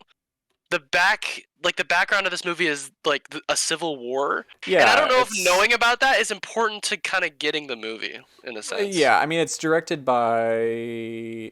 I don't think he's Irish. I think he's English. I don't know, it's all the same. That area. Yeah. Around there. Figure it out. But I don't know. I mean, like, and yeah, that probably, if I was Irish, I'd probably get more out of it. I'm not, thank fucking God. Right. Bless their hearts, but it wasn't for me. It felt like I wouldn't say boring. It was bland. Is the best way I can describe it. Okay. It reminded me of us if we were to live together. Okay, I didn't want to say it, but like. Yep. There were moments where I was like, "Wait, this is kind of relatable." Hold on. This is us. Yeah. But I like for the first hour, I fucking love this movie. Like. Everything, all the deadpan shit that didn't work for you worked for me, and there were things that I found funny, but not funny enough to laugh. I guess I should say. It was a little slightly exhale, little chuckle. Yeah. Yeah. It was the white man's laugh. The white man, the white father's laugh. Yes. It's like the laughing equivalent of waving, like the dads with the one hand on the steering wheel and they just kind of put it up subtly. Yes. That's what that was. Kind of raw, like a little bit. Yeah. But you gotta pull it off right. There's a technique to it. Two fathers in the crossroads. Um, No, I fucking like I love that movie. I love the movie for that first half. But then it just sort of progressed how you think it would, and it's like, oh, yeah. all right, well, I will admit the first half I think is better and it drags a little in the second half, despite the fact that it's like under 2 hours, I think. I think it's like hour 50, like 2 or something. Yeah. Which that's a problem with this year, dude. It's not usually this bad. The run times are crazy this year. It's either short or long. There's no like Women Talking is like what, hour 40 something? like hour. But Yeah. like a lot of these are like 240 Yeah. or 230 to like 2 fucking or to 3. Too much. Too many. Yeah. Yeah. I liked it though. Overall, I'm giving it the 7 out of 10. I'm giving it a 6 out of 10. God damn. There it is. And this is my number 3. That's fucking wild. This is my number 10. This is my last. Damn. Last place. Yeah. That's crazy to me, but I guess I kind of get it. It wasn't for me. Like I don't. Which I guess that's probably a good thing that my last place is a 6 out of 10. But also, these are the Best Picture nominees. Yes, so you don't want that in there. A 6 out of 10. It's becoming more common for me, but I wouldn't say it's like a common occurrence that I give something a 6. Yeah. A 6 is if I don't think it's a terrible movie, but I just didn't really get much out of it. Yeah. That's what that kind of is for me. So, that's Banshees. What's up next? What is up next? I'm not. Elvis. Elvis. This is a fascinating. This. What classification is this getting? Oh, this is a movie. This is a movie. For sure. Let me clarify. The last one I would probably say is a movie too, which you wouldn't expect. That's more of a film, but no, it's a movie. Trust me, I know. He's got it. Yeah. Yeah. So, Elvis. That's a. It should have been. What it should have been was one of those movies that you see the commercial on like YouTube or something like that, and it's like the biggest blockbuster movie of the summer. With a little bit of an Elvis accent. Yeah, and then he kind of subtly says something, and it flashes to a clip, and he's like, what does he say in that movie? This has everything to do with this. Yep, there you go. The ultimate secret weapon. The ultimate secret weapon. Where's that on this list? What? I think my GTA just crashed. No, but I will say, it was actually a surprise. I didn't expect to like it as much as I did. It was definitely not what I was expecting. Not at all. The trailers are very misleading. Oh, 100%. I had no interest to see this. First of all, because I went to the fucking movie theater a lot this year, and I cannot tell you how many goddamn times I saw that trailer. Really? And fucking... It's like... It made my skin crawl when that shit played in the film. Yeah. But also, I just thought it just looked like... Okay, it's an Elvis thing. And I've never really been into Elvis, so... Yeah. I don't know. Yeah, I would agree with that. I mean, my whole thing was like, I didn't really have much of an interest in it. Yeah. In the first place, like I don't know anything about Elvis really. Yeah. And but that having been said, it was an entertaining movie. I would sometimes say. Ignore the window sound effect that just came up. I didn't even hear it.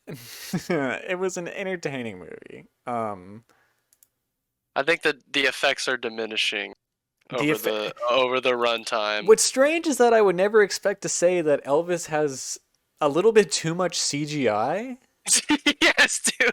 Which Baz went crazy with the fucking the effects of this movie. The intro of this movie is wild. It was literally on some Speed Racer shit. Yeah, no, 100%. That's exactly what it reminded me of. I'm not familiar with Baz's game, but this movie made it readily apparent to me that he's a madman. He's very stylistic. Yes, is what I've seen clips from Great Gatsby, and it's like very much but it's like it's a very colorful, very bright, like extravagant, I guess is the best way to describe it. And it's like a fucking roaring 20s fucking parties, pretty much. And that's kind of how Elvis was, and I guess that's how he was really in real life. Yeah, but like it felt a little overwhelming at times. Like that intro did not need to be like that. Dude, and with fucking nothing with Gremlin Tom Hanks narrating the whole time, I was like, what the fuck am I watching? And I'm also gonna say they tried to make it okay. It said that it was told from the perspective of Tom Hanks' character. I couldn't even tell you what his name was. Colonel Tom Parker. Colonel Tom Parker, of course it is. It says that it's told from his perspective. Stolen valor. Yes. Secretly illegal immigrant from the Netherlands in real life. It says that it's told from his perspective, but it completely diverts from that. Like That's little true. Over halfway through the movie. Like it's I don't think really it's 100%. No. Yeah. But it was like in the synopsis, it's like as told from the perspective of his manager. He narrates it. He narrates it, I guess. But like, how does he know about the fucking scene where he's at the Hollywood sign? Yeah. How does he know about that? The raw ass scene. Yeah, I mean with Dacre. With Dacre. Dacre. Dacre. And it also dragged a little bit in there. Yeah. And it might be because I watched this movie twice within like a few days. I watched it first with my grandpa before I knew I was going to watch it with you again. Pray for Caden, folks. And I mainly remember the watch I did with my grandpa. Yeah. Well, ours was there was a lot of shenanigans happening. We were memeing on the whole movie the whole time. And I remember we were trying to like speed it up because it was like you had school the next morning and it was like already like 10 or something. Or not that late, but let's get this done. Let's get this. And the Super Bowl was happening at the same time. Yeah, we watched it during the Super Bowl. Yes. That is a Super Bowl ass film. That is 100%. Like I can just imagine hearing that in the background. His hologram's gonna perform next year. Just wait. Fucking God. With AI voices, it's 100% possible. We're doing Just get Austin Butler in there at this point. Just let him do it. No, but he's finally coming down from it, dude. We can't pull him back in. They would say to him, he's like, this has everything to do with me. Here's the thing about this movie is like, okay, he had like these big reactions to like MLK and like I love him MLK's crying death when fucking Robert Kennedy got shot and Robert Kennedy getting shot. But it's like, okay, was he actually like this politically invested necessarily? And that's the thing of this movie is like I don't know how much of it is like slanted one way or another or dramatized, or if there's like a certain agenda it's trying to sell. But like. Apparently, everyone back then cared a lot more. Like, if our president died, I wouldn't care who it was. Like that's true. We are desensitized. It could be literally any president. I'd be like, oh, cool. I wouldn't be sad in the slightest. I'm sorry. Maybe Jimmy Carter pretty soon. Oh, is he fading? He's fading fast. He is fading fast.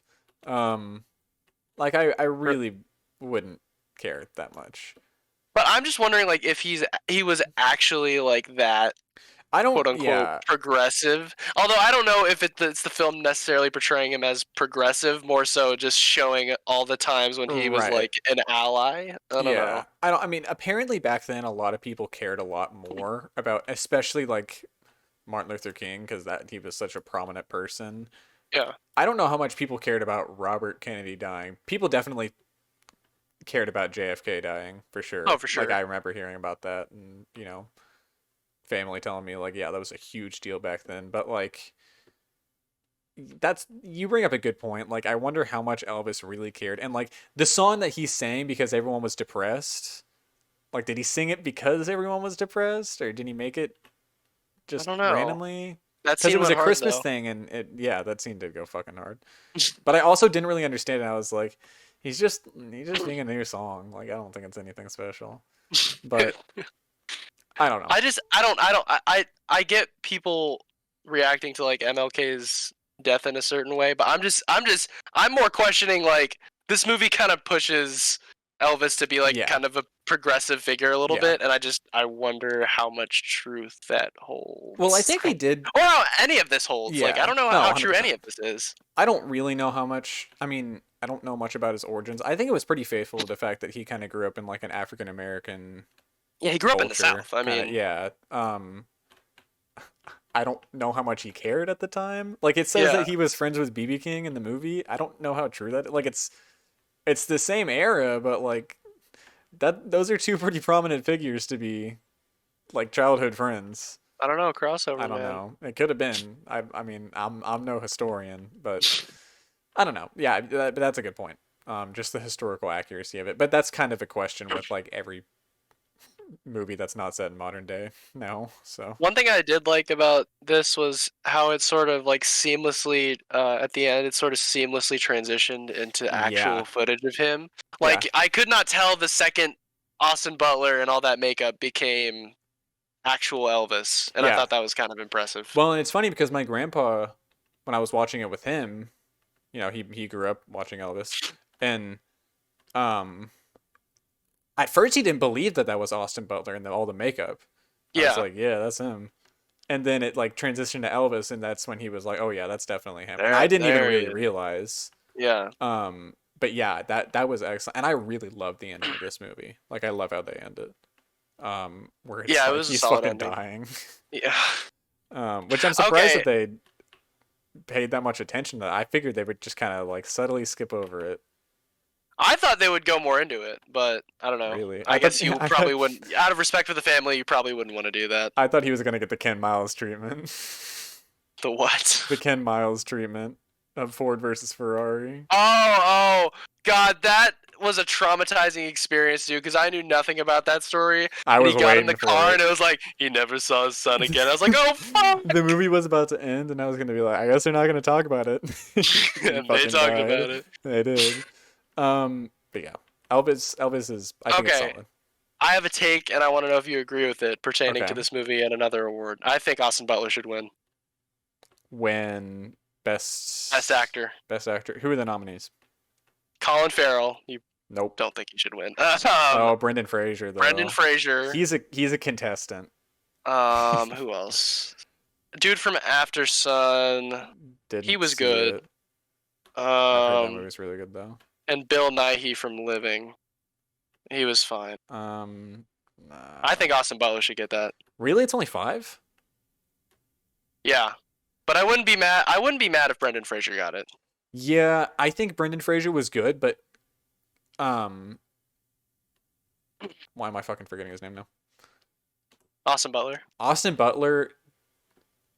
He like lived that character. Yeah. Like, legitimately, like it's startling how much and he's relatively new. He hasn't really done a whole lot. I mean, he was like in New to the Disney game, shows, yeah. and now he's in like Dune, I guess. But Yeah. I I could see it going to either because it's like a nice redemption story for Brendan Fraser, and then it's like a up and comer, yeah, transformative performance for I him, would be so. okay with either, but I think it should be one of those two. Yeah, absolutely. Yeah, but I mean, and both are great. Dude, how did The Whale not get nominated? That's crazy. I was about to say. Like, I don't think it it's- shouldn't have, but it is definitely better than some of the movies here. Yeah, like yeah, exactly. Like, yeah, I don't. It's not incredible or anything, but I think it's a good movie, and I was tearing up until the goofy eye ending. The Ascension. Yes, I can't believe. Although we both know the biggest snub for Best Picture. Get ready for it. 3, 2, 1. Nope. Okay. Oh, okay. Yeah. Nope. Like, the biggest snub of the award show, period. Yeah. It did not get nominated for a single thing. Do you think that's the best movie of 2022? Yes. That Wait, is- I need to watch the Batman. I need to rewatch the Batman. I'm gonna rewatch the Batman, and I'll get I'm back to you on sorry. that one. I've seen both of them several times now. I listen. Nah. No, okay, nope. Like, I like sound. Like, it didn't get nominated for sound. I mean, I'm not like a huge sound guy, but like, I'm not a huge sound person, but like, just some of like the scenes were like so immersive in the way like the sound design was done, where it's yeah. like, how the fuck didn't that get nominated? Like, for anything. And also, I mean, the Academy just doesn't like horror, but it's also not really a horror movie. No, It's more like absolutely not. It's like a horror movie in the way that Jaws is a horror movie, Yeah. basically. Yeah. But Whichever I mean, one anywho, sucks Jaws' dick. I've never seen it, they but can't get their Jaws off Jaws. can't get their Jaws off Jaws. Where are we putting Elvis. Elvis? Elvis is a 6 out of 10 for me, and I put it Really? at number 9. Really? It's a little, very much too long. I say really as if I haven't seen your list before. I just forgot it. Oh shit. Yeah, Elvis is coming in at it's coming in at 8 for me. Okay. I actually really liked it. Oh, I thought you were saying that's your ranking, and I was like, No. It's coming in 8 out of 10, which yeah, I guess that may that's be a good. little, That's solid. yeah. That's I solid. think it's a no. That's a good movie. Oh, that's good. Yeah. Net positive. Yes. It's I think my rankings are slowly going down. Okay. They're being Scaling adjusted down, for scaling down. inflation. As are Um, mine. yeah. Oh God. Now a 5 is gonna be your average. And this is going in at 6. Okay. 8 out of 10. 6 plays out of 10. What's like?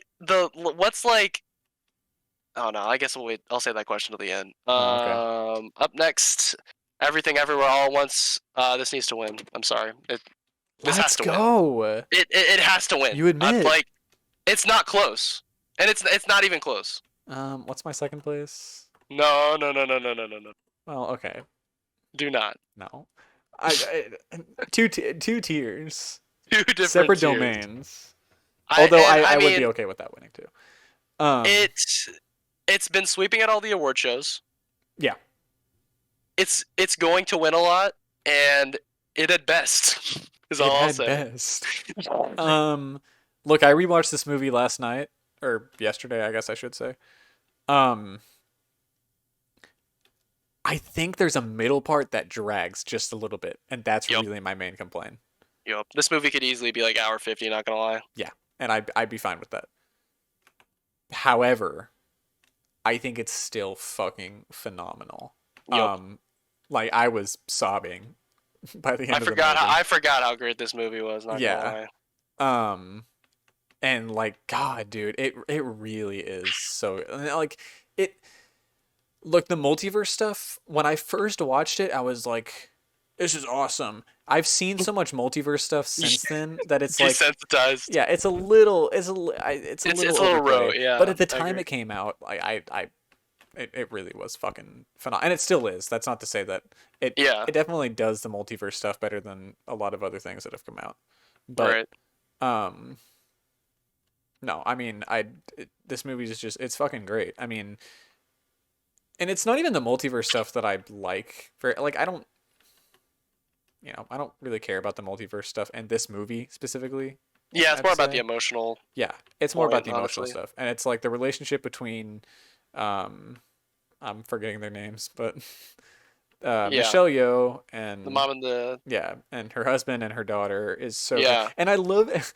I hate to compare it to this, but it kind of has like a 3.0 plus 1.0 thing where it's it has like the husband arc, and then that's over, and then it immediately goes to the daughter arc.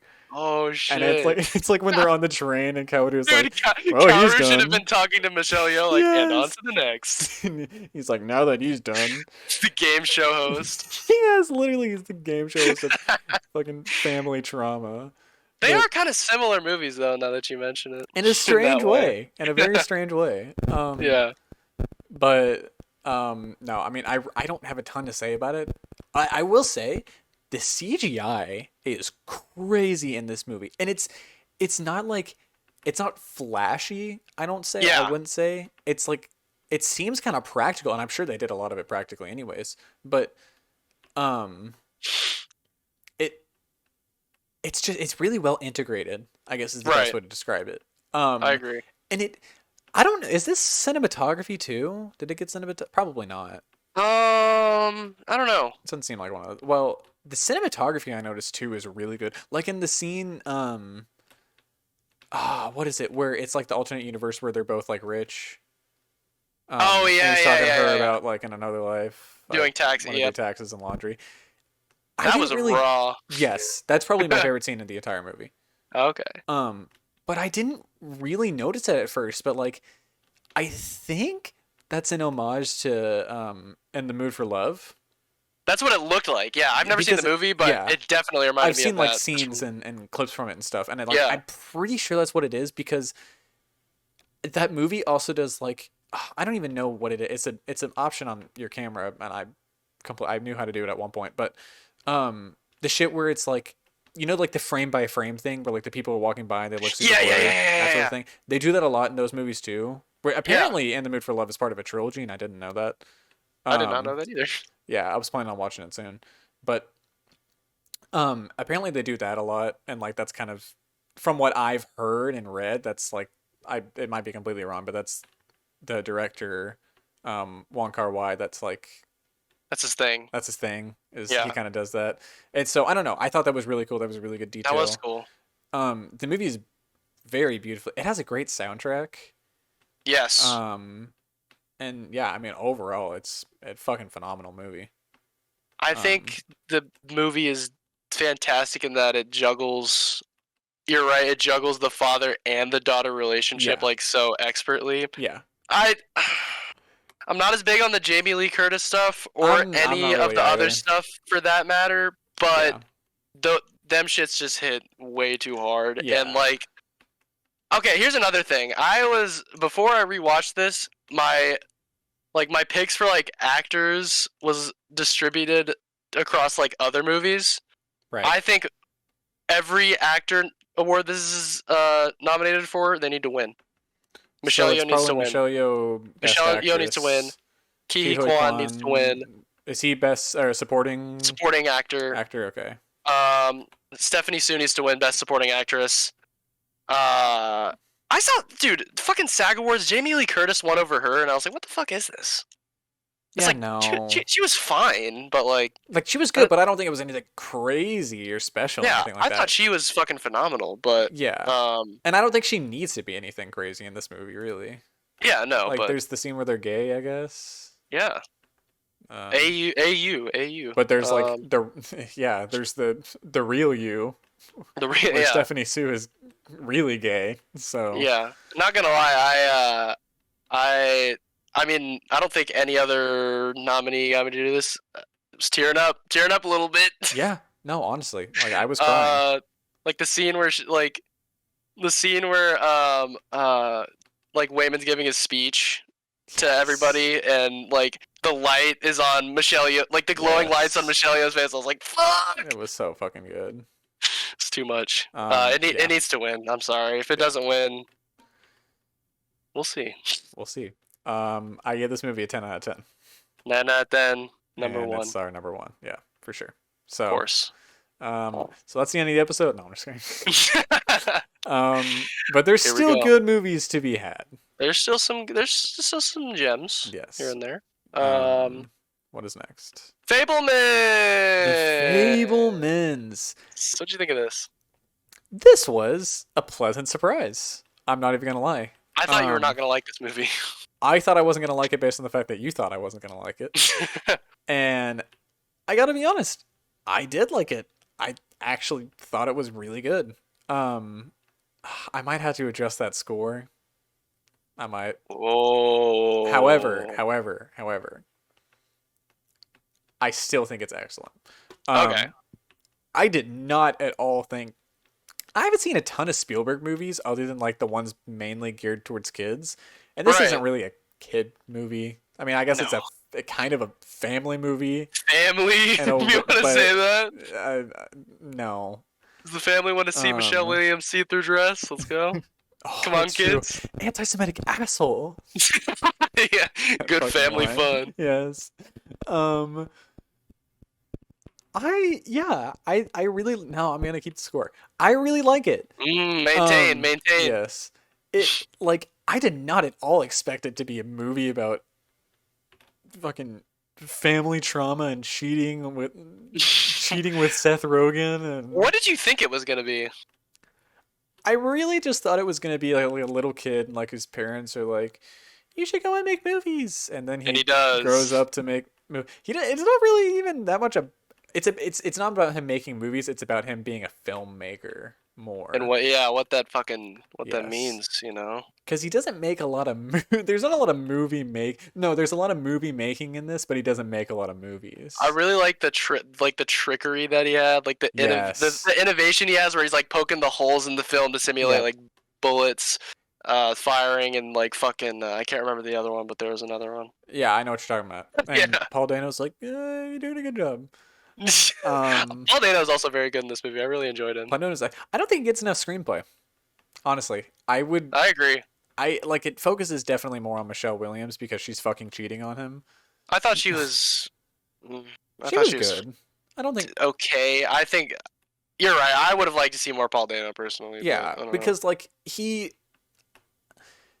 this is the first movie that I've seen in a while. Like, I haven't seen a ton of his stuff, but this is the first movie I've seen in a while where he doesn't He's not play a someone just psychopath. fucking weird. Yeah, Yeah, like just crazy. I yeah. mean, like he literally plays the exact same character in Prisoners and the Batman. Like the exact same character. Well, Prisoners he may be a little more psychotic, but That's it crazy. More psychotic than the Riddler. nah, dude. There's a fucking graphic scene of him lifting a dog up by a fucking leash and he chokes it to death. Okay. I I forget think the the Riddler's Riddler's just doing that. basically just a Twitch streamer. Yeah, the Riddler's just he's an incel more.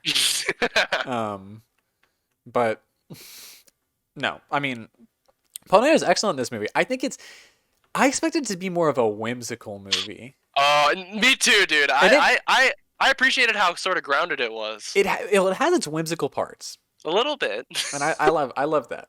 But I definitely expected it to be like all around whimsical, Yeah. and it was not that Because at all. that can be a Spielberg Yeah. thing in Well, some of his that's movies. what I thought is I've never seen. I don't think I've really seen a more adult Spielberg movie. Like, what has he made that's Mm, more geared towards adults? I haven't really seen that Minority many. Report. I ain't seen What that. else? Kanye Jaws, I recently mentioned guess. that in an interview. Really? Yes, What does he think he's in there? probably. It's like I'm like Tom Cruise off Vanilla Sky, like Of Tom course. Cruise off Minority Report. Every single movie he's ever been in. Yes, you have to Unlike drop Tom his Cruise off name. Tropic Thunder, Oh which shit! I forgot he was in that he movie. probably has. Yeah, he's the best character in that movie. Um, I'm talking scorched earth, motherfucker. Bro, Um, that's you on fucking Overwatch, yes. When I'm giving people fucking death threats when we're giving playing. people shit. Yes. Um, no, but really, I mean, this was so much more of a mature movie than I thought, and I Yeah, still loved like the filmmaking aspect.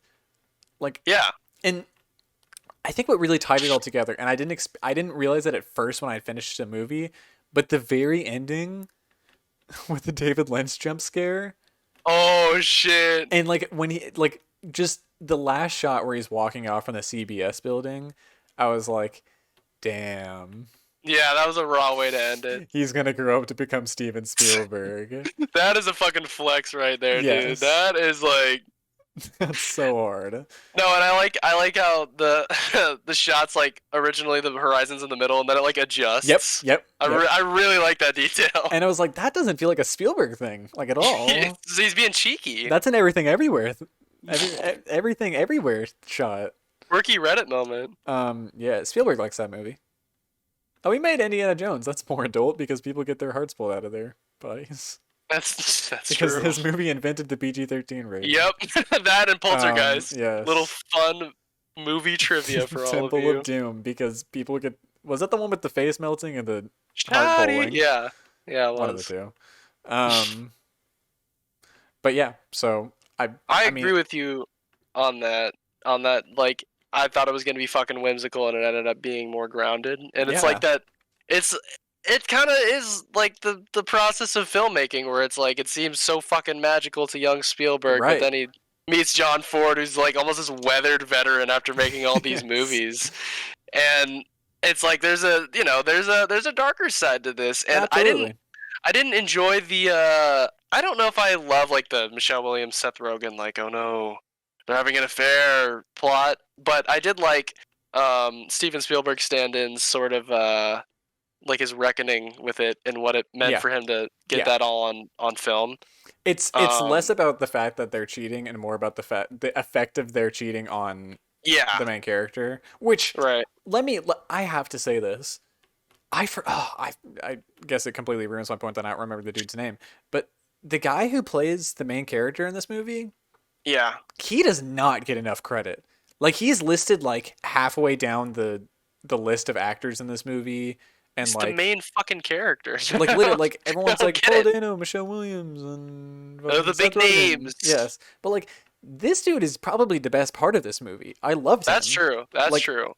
Honestly, he was so good, and like he won like some fucking Nickelodeon ass award or something like that, and like that's it. Mickey Mouse Clubhouse ass award. Yes, and like that's it. Like that's all he's like really known for, and I think that he's fucking great in this movie. I could see maybe Steven Spielberg not wanting to put his self-insert at top billing potentially, but I agree. He was fucking great. He's the great. main character. Like, come on. Yeah, you can. Come on, Steven. Come on. Also, shout out to the voice of Gumball from The Amazing World of Gumball. Nicholas Cantu, bro. Let's go. Who's also apparently playing one of the Teenage Mutant Ninja Turtles in the Seth Rogen movie. I just found out. Teenage Mutant Ninja Turtles Into the Spider-Verse. Yep. Which apparently they all are now. That's what we're doing at this point. The top comment on the trailer was like, "Into the Spider-Verse changed things forever." All right. Bro, you're a dick rider for that movie. No, okay, I don't like. Your movie doesn't suddenly become good because you got the Spider-Verse style. That's true. But yeah, Fabelmans is excellent. Big surprise for me. I didn't expect to like him as much as I did. Yeah, I thought it was good. Yeah. 7 out of 10. That's a 9 out of 10 for me. Oh wait, I forgot it was a 9. All right. Yeah, all right. Which look, it's not the best 9 out of 10. Like, it's probably a low 9 out of 10 realistically. Soft. Yeah. A light 9. Light 9. The words of Anthony. But I loved it. It's my number 2. It's my runner-up. It's my number 3. Okay. I would not be mad if it won. I would be slightly off-put that the best picture was not clearly chosen, but I would be fine with any of my top 3 winning, I think. Okay. But I definitely think Everything Everywhere deserves it. But really, it's weird because it could be anyone's game this year. It really is, honestly. I could see a universe. I could see a timeline with each of these winning. Literally, the alternate dimensions. Fucking Doctor Strange. Yes. The Oscars into the Oscarverse. Dude, if they did that for the fucking like opening or some shit, that'd be so cheesy. I'm not excited for all the fucking cheesy ass shit they're gonna do though. That's my least favorite part of those. Yeah. God. There's some interesting people announcing the awards though. Who? I have to look at the list again, but there were some characters. There were some characters. Michael B. Jordan. Like, Michael B. Jordan doesn't present awards. Did you hear that Creed's getting an anime or something like that? Of course. I have to. Have you seen his top 5 big anime for beginners? Oh my god, what is it? Hold on. It's the big 3. Hold on. Of course. I don't know what they are in order, but it's Naruto, One Piece, Dragon Ball. That motherfucker didn't watch One Piece, dude. This dude's got like the fucking schedule from hell. This dude's not watching One Piece. Hunter x Hunter, and one more. So the basic.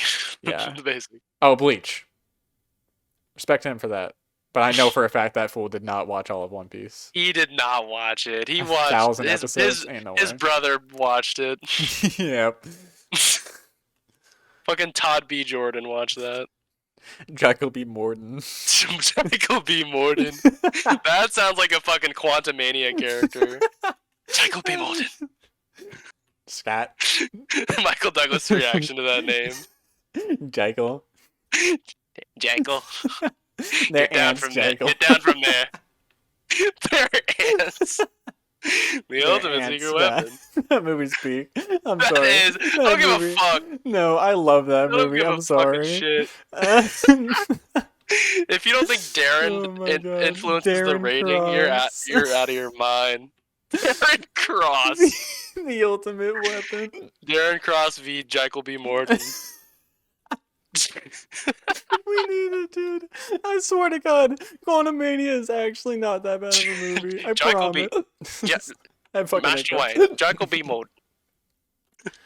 Oh fuck! I'm about to throw up. Ray Shao Goose, most famous ally. I'm about to fucking throw up. You founded the League of Shadows in 1724. The League of Villains. Midoriya, young Midoriya. Young Midoriya. Jam, Zeku. He's trying to steal one for.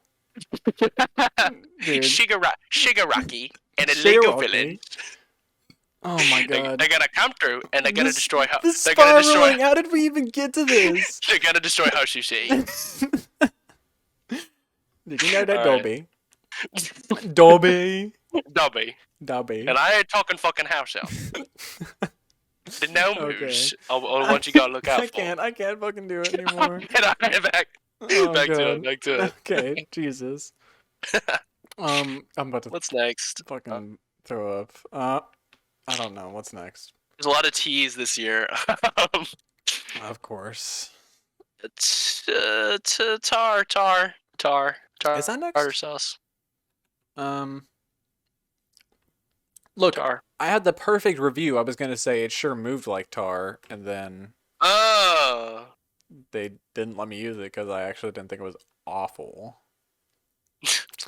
Look, it's like it did move though. It did move like tar. Let's be real. It's like Whiplash, but for people who are like super politically motivated. Is what this is essentially. It's like Whiplash for pretentious assholes. Yeah, much. it's Whiplash, but everything has to be extraordinarily political. Which I really sound like a conservative when I say that. That was the best scene though, is her like talking to her student, like the one take where she's like. You would think that's the best. Talking. Why? I don't know. Like, okay. Don't get me wrong, I'm an ally. Wait, what? But they were getting super into some like vernacular that not even I know about. They were no. Okay, well that scene I don't remember as much of the fancy shit they said, but like the opening scene, dude, when she's talking to the guy, I was like, yeah. Oh shit, everything in this movie's gonna go over my fucking head. Yeah. And I was like, yeah.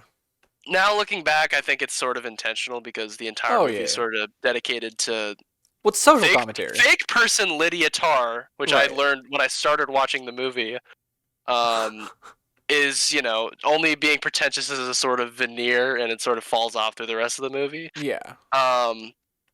Also, what did you think of the fucking credits playing at the beginning? Okay. Let me. Did you skip? No, I didn't. I did not.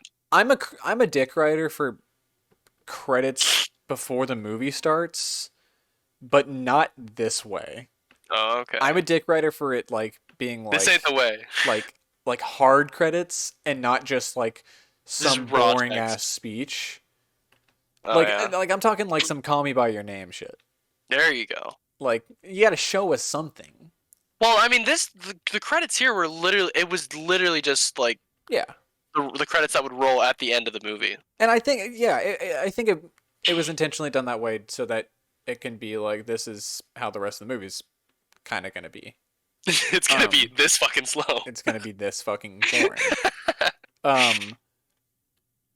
I hated the first scene. I despised it. I was like, well, when is this gonna end?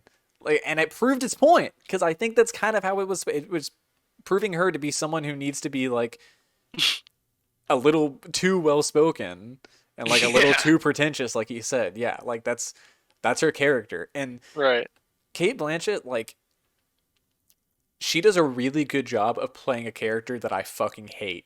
Yeah. I hate Lydia Tarr as a character. Like, I mean, you should. I mean, she's she's not a good person. No. But... And like, I've heard arguments for it. Like, I kind of think, looking at it from the perspective of that character, it's like she didn't really mean for things to turn out the way that they did.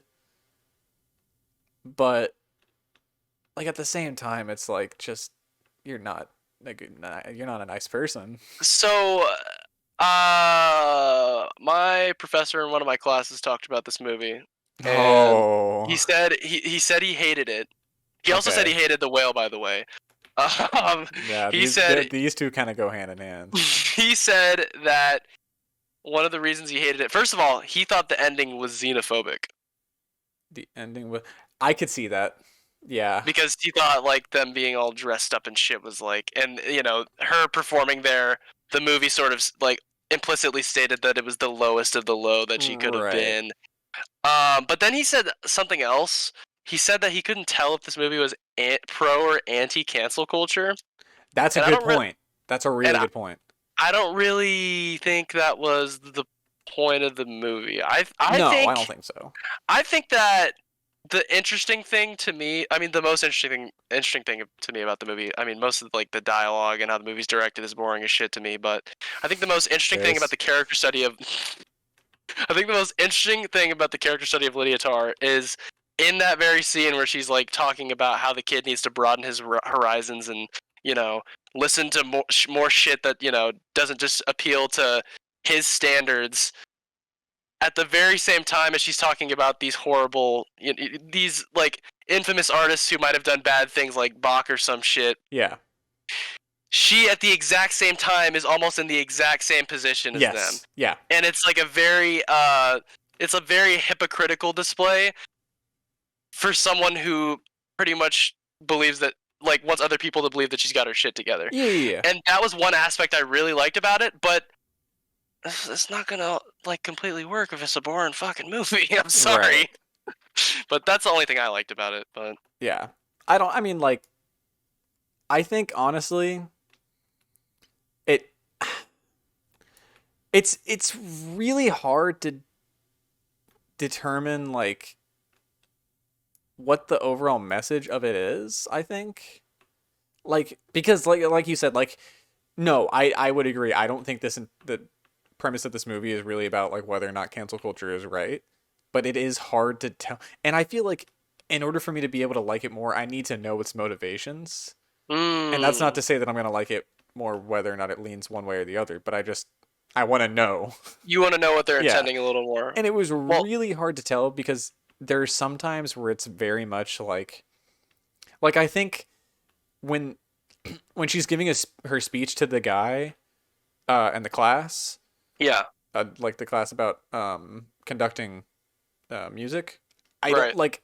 I think that was intentionally played like, okay, you're a dick to this guy, but then Yeah, when he like, he says his like pronouns and how he identifies, and I don't specifically remember what it is that he says, but I think it's intentionally played over the top, and his sense too. And I might be wrong, but that's just kind of how I got it. Not to say that how they like do it is over the top, but how like the character acted. You think? no, but like just how it's presented. Like I feel Oh, like okay, it's supposed to be such a stark contrast, right. which is weird because it also kind of reveals suddenly that Lydia Tarr is also lesbian, which was not Yeah, what I was expecting based on yeah. how she had She acted drops up it. until then. Yeah. Yeah, she drops it. But I don't know. I think it almost presented in like such a stark contrast that it was. I don't know if it was like poking fun at it, but I felt like it was kind of supposed to make it a little bit more of a ridiculous situation than it would have been in real life. But it I also, think I think it. you can go. Well, I think it just kind of proves a point that like everything is incredibly like politically motivated. I guess I don't know if Yeah, at it's this point. like, and I don't know how bad of a thing that is, but like that's definitely how it is. Yeah, And especially in the movie, and that kind of points out like everyone has to have their own thing. I think the movie. I don't. I think it's looking at it as kind of a more nuanced issue because whether Lydia likes it or not, this is how things are going moving forward. Yeah. If you Oh say yeah. some shit like that, you're gonna. I mean, although she was, what she said was, intentionally edited and Yeah. spliced together. But past that, I mean, she drove a woman to suicide. Right. So there's that. But I think the movie's just saying it's a wave that can't necessarily be stopped. Yeah. But also, I think there's a little bit of empathy that can be had for, people who look at Bach and the horrible shit he did, and only appreciating, the cool, the sort of inspiring art that he made, and how the art landscape is shifting to a point where your deeds are pretty much what define you. And I don't think the movie is saying that's a bad thing. I think the movie's saying this is just the direction shit's going in, honestly. But yeah, I think that's kind of like why I liked the writing of the movie a little bit on a conceptual level, but Yeah. I would agree. again, everything else. Yeah. I think it was like it was a very modern times movie, and that is Oh, for sure. not what I was expecting at all. Not to say that it's bad, but yeah. So I don't know. I think it created a lot of, like I said, kind of ridiculous situations. Yeah. Not to say ridiculous, like they're stupid, but like they're very. I wouldn't want to say exaggerated, but Well, like I mean, you know what I mean. the dog scene, or the like when she falls over. Yeah, yeah. I kind of like how the movie dips into surrealism at a certain point, but I feel like it doesn't go all the way in like it should. But Yeah, I would agree with that. And at the end of the day, you know what? It is based because she ends up directing Monster Hunter. That's true, brother. I've never played Monster Hunter a day in my life. Nope. I don't plan on it. Yeah, I'm in some fucking John Wick fighting right now. John's dick. Dude, it said this dude drilled me. Anyways. So after that in-depth discussion, 6 out of 10. This is 7 out of 10. We All really right. went in depth on that. We did. Yeah, that's a 7 out of 10 for me. And that is coming in at my 7 out of 10 spot. That's my 5. Next up, the #1 movie of the year, Top Gun Maverick. Q, hold my hand. If that doesn't win best original song or whatever, Triple R's song is gonna sweep, bro. Come on. Is that in there? Is that in there? Not to.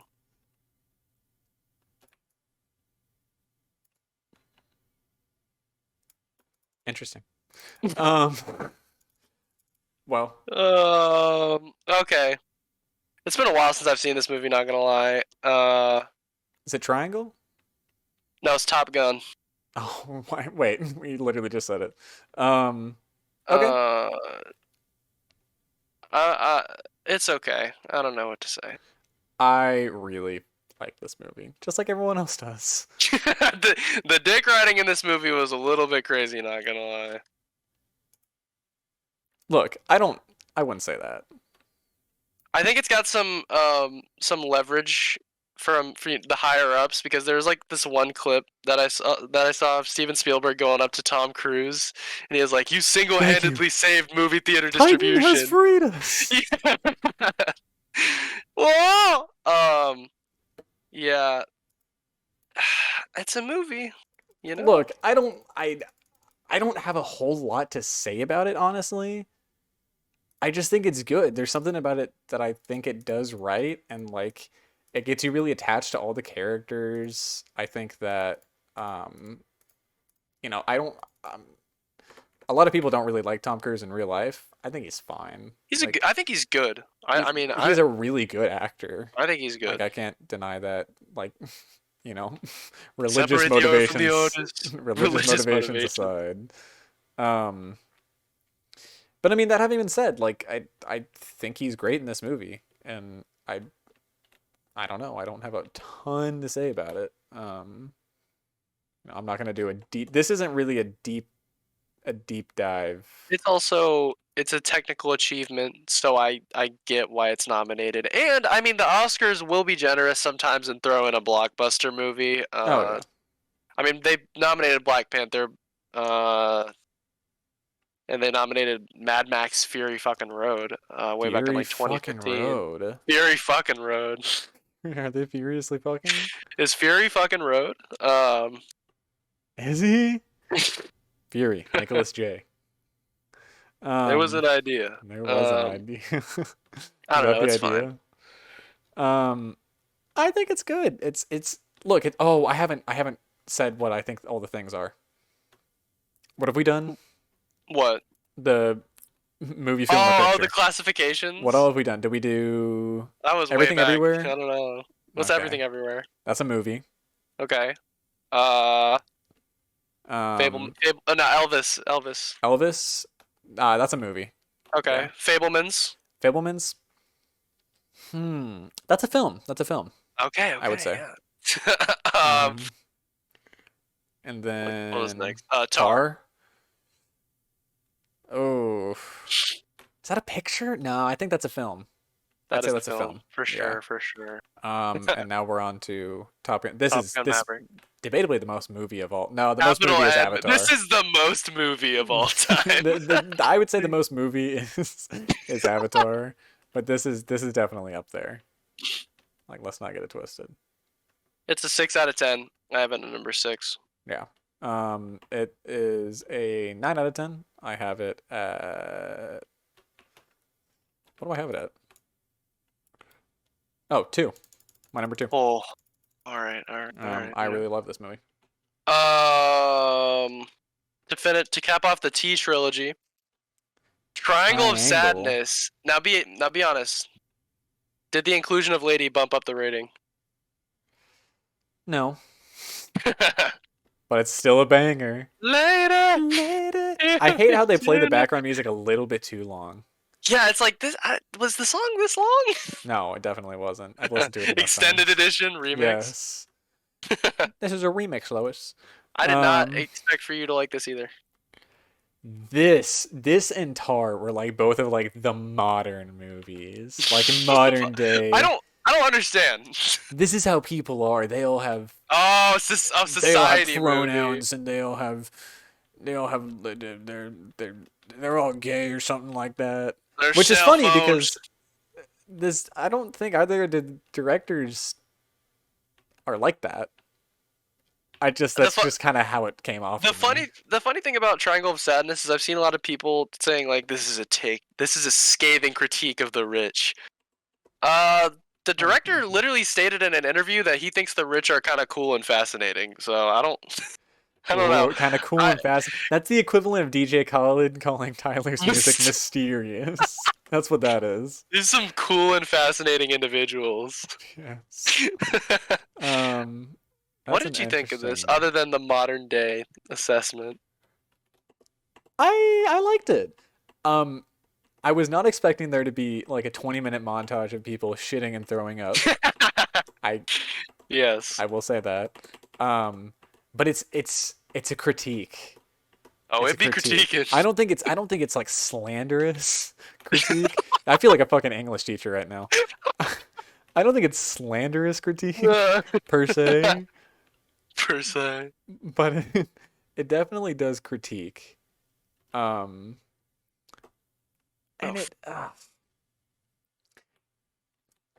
I don't know. I couldn't crack this movie if I'm being honest. I didn't know. I couldn't either. I couldn't either. It was a little difficult. The boat shit. Okay, what I got from it was like, all right, the boat is being pretty much commandeered by these fucking rich people. Because I mean, Woody Harrelson, the captain of the boat, is not present. He's literally locked up in his fucking room, and whatever the rich people say goes. Like they will stop making dinner to go and have a pool party. Yes. But then, when you put them in control, things go a little off the rails, and then we return things get a little out of control. Things get a little wacky. And one thing I really liked about there's the island arc, the deserted island arc. I really like how the cleaning lady like steps up and becomes like the fucking chief. Yeah. Like I thought that was raw. I love how her and the main dude start having sex. Yeah, that was pretty cool. That's her way of getting him. That's pretty cool. She needs payment in some way, Right. I thought it was pretty cool. I thought Woody Harrelson was my favorite part. I thought it was funny, dude. Yeah. And I don't think Woody Harrelson got enough screen time. Yeah, I agree. I loved the Marxist guy. Yeah, I love their rebuttals to each other, and he's looking at his Yes. phone for quotes. Yes. He's like, all right, you're gonna like this one. Yeah. The counters were endless. Um, I guess it was an interesting watch, but it just, I Yeah. don't know. Okay. I think it loses me around the island is when it loses me because I feel like up until that point it's pretty straightforward and I get what they're trying to do, Yeah. and then the island is like what? And then Like the end, like I didn't get the ending. yeah, I didn't get the ending either. The I ending don't made no fucking sense. I don't because I I think what I'm getting out of that is I don't know I feel like something has to have been told to him or he has to have been alerted. Yeah. Like, hey, your girlfriend is being murdered, or like, hey, there's a resort on the island. All right. I hate that I'm saying this, but the island part reminded me a lot of Old. No, dude, I was like, we're steering dangerously close towards old territory right now, bro. Yes. We're getting close. And Old is base as fuck. Let's Get the clarify. fuck out of here. No, I will not. A 4-year-old gives birth in that film. What is happening? No. She's aged up. She is aged up. She's aged up 5 minutes. 5 minutes. The rapid aging process. Why did you say it like that? I don't know. Rapid aging. I don't know. Cootie came in here. What? Yeah, I don't have a ton to say. It was fun. It was weirdly fun at times. Yeah, and like a lot of it was like what's that Danny DeVito meme where he's like I get it now. I get it now. Yes, that's kind of how I was and a lot of it. Because I feel like understand a lot more of the social commentary than I expected. I was getting some Parasite vibes, but not as good. Right. Of course. Oh, that's true actually. Little scenes here and there, just kind of like the sardonic kind of humor with Yeah. the weird shit happening. Sardonic, that's a big word. Yeah, threesome. Good job, bub. Thanks, man. Yeah, This I don't know. is a 6 out of 10. It was fine. This is my number 8.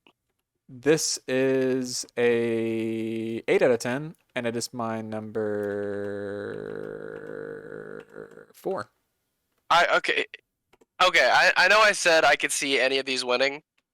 I think I see this. This is like the least. Yeah. Like Yeah, I could see this winning. I don't know. Yeah, I would agree with that. To wrap it all up. Is this the last one? This is the last one right here. This is the last one.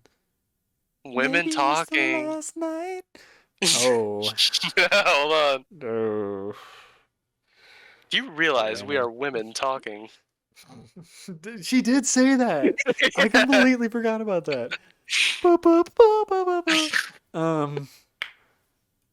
You didn't like this film, and because of that, you are misogynistic. Oh fuck! I didn't realize. Outed. Oh no! I heard something funny about this movie. Apparently, like, it's based on a book or a play or some shit, and it's narrated by the dude. I could 100% see him being the narrator. Considering it's literally called Women Talking, like, but we gotta get this male to narrate for us. Apparently, he was talking a little bit more. He needed to talk a little bit less. Hey, get him on the mic. They're letting him know the hierarchy, bro. Yes. They set his ass straight. So I didn't like this movie. I don't think it. I don't think it deserves to stand alongside some of these other movies. It just. First of all, it's ugly as fuck. And I get it is. It's not a very pretty movie. I guess it's not supposed to be, but it's very intentional. But I'm sorry, I don't want to spend an hour and 40 minutes looking at this fucking shit. Okay, it looks like garbage. Next up, they were trying to be 12 Angry Men, and this is gonna make me sound misogynist, but it was better. I'm sorry. Interesting. I know absolutely nothing about that movie, so I also thought the unnecessary songs were unnecessary. That's true. They were quite unnecessary. It's an hour and 44 minutes. Let's get it down to what? Hour 36? Let's come on. Let's do it. Let's do it. It just didn't feel like a Best Picture nominee. No, the rest it of these, doesn't. I could be like, all right, I could see why it's nominated possibly, but this I was just like, okay. Look, I hate to say it, but it's a movie. Movie class servant. Movie class servant. There we go. Yeah, I think it's fine. I don't really have much to say about it. I don't either. Those are my only complaints. Yeah. It was underwhelming. I also had high expectations for it, so that was probably why. Oh, okay. Well, there you go. Because I like talkie movies where we sit in a room and talking. But let's get men talking though, right? Am I right, Julius? Am I right, boys? Let's go! Men gang, rise up!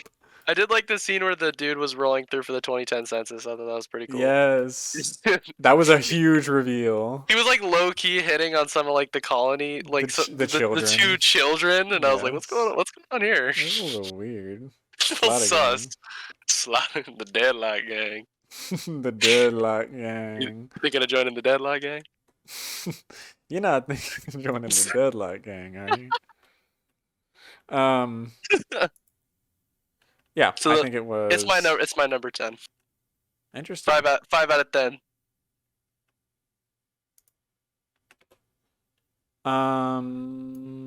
What did I give it? Oh, I gave it a 7, and it's my number 9. Okay. Number 9. But you brought your score up. I did. I thought about it, and there were a couple scenes where I was like, okay, that was a pretty decent scene. Really? But like a 4 out of 10 is like, this is a net negative. 5 out of 10. 5 out of 10 is like, there are certain things where it's like the makings of a decent movie, but I feel like the bad outweighs the good in a respect. Whereas 6 out of 10 is like, there's a little spark. There's a little something that's powering the engine peeking through of the this clouds. Film. Little whimsical. Little whimsical. Yeah, I would agree with that. In summary, Everything Everywhere All at Once needs to win. Yeah, I would agree. And if it doesn't, there will be riots. Will there be? That is not a threat. That is a promise. It's Mando, right? Right. That was fucking ear rape, dude. Your mic's right. It's Mando. We peeking. Yes. We pushing peace. We pushing peace. We pushing peace. Shout outs to Ukraine. The Ukrainian version. Is that it? I mean, was that all? I think it was. That's pretty much all I had to talk about. Yeah. Well, if that's the case, ladies and gentlemen, this has been the Misfortune Podcast. Fuck you guys for listening. Fuck you for listening, motherfuckers. Wait. So, are the rumors true? Are the rumors next true? Episode? Are we really doing this? It's dubious. It's a little Which bit one in are we the air talking right about? now. Are we talking about Big T? Young T. Are we talking about Ice-T? Ice-T, let's get on that. Although that guy probably has 45 million albums. That's probably true. All the old heads have like 49 albums. Yeah, the rumors are true, ladies and gentlemen. Discography Discourse is coming back. Discourse is back, baby. And that might not be all. That might not be all. We might be doing other things. What are we doing? What are we doing? Who knows? Who knows? We might be on anime. I kind of covered My Hero already. Well, you will be on anime. That's a guarantee. Yeah. That's a 50-50, you know? But I mean, it's hard to say, really. It's hard to call. We'll see. We'll be doing something. We listening. He doing something. But ladies and gentlemen, thank you for listening. No, whoa. Fuck you guys for listening. Revise. Edit that. Edit that. Fuck you guys for listening. Fuck you guys for listening. I don't have anything else to say. Yeah. We'll be back on something. Maybe it's fucking, I don't know. We'll do something. We'll see. We'll be doing something. Yeah. Fucking assholes. It's talking Fuck you all something, for doing listening. something. Men talking. It's back. That's the title, Men Talking. Men talking. Yeah, there we go. There are We'll a get lot canceled of for that. potential. I like Best Penis and Cox a little more, though. I like Best Penis and Cox, but it has nothing to do with the Oscar. Well, we'll do it anyways. You know what? Fuck it. And we're gonna get demonetized, even if we're not monetized already. Demonetized. Demonetized. That's what happened to Lil Nezuko. Fuck you guys for listening. This has been the Misfortune Podcast. I really hope this episode goes up before Sunday. For reference, this is being recorded on March 10th. How long did we run this episode? We're about to be at 2:30. So we got a pretty consistent runtime game going That's right now. really long for a podcast. Okay, but these beta ass podcasts That's with their true. fucking 40-minute run times, they're not doing we're shit. on episode. Right? That's crazy. 37. Do you see what we're doing? We've done this 37 times now. That's we may wild. have less episodes we may have less episodes, but per capita, the amount of hours we put in, best believe we overcome. Oh yeah. At the Pod Awards, it'll be over. Yes, the Pod Awards. NFR do not stand a chance. We'll see. Fuck you guys for listening. Fuck you guys for listening. That was the last one. Next episode. Bye. Goodbye. Young T, next episode. Goodbye.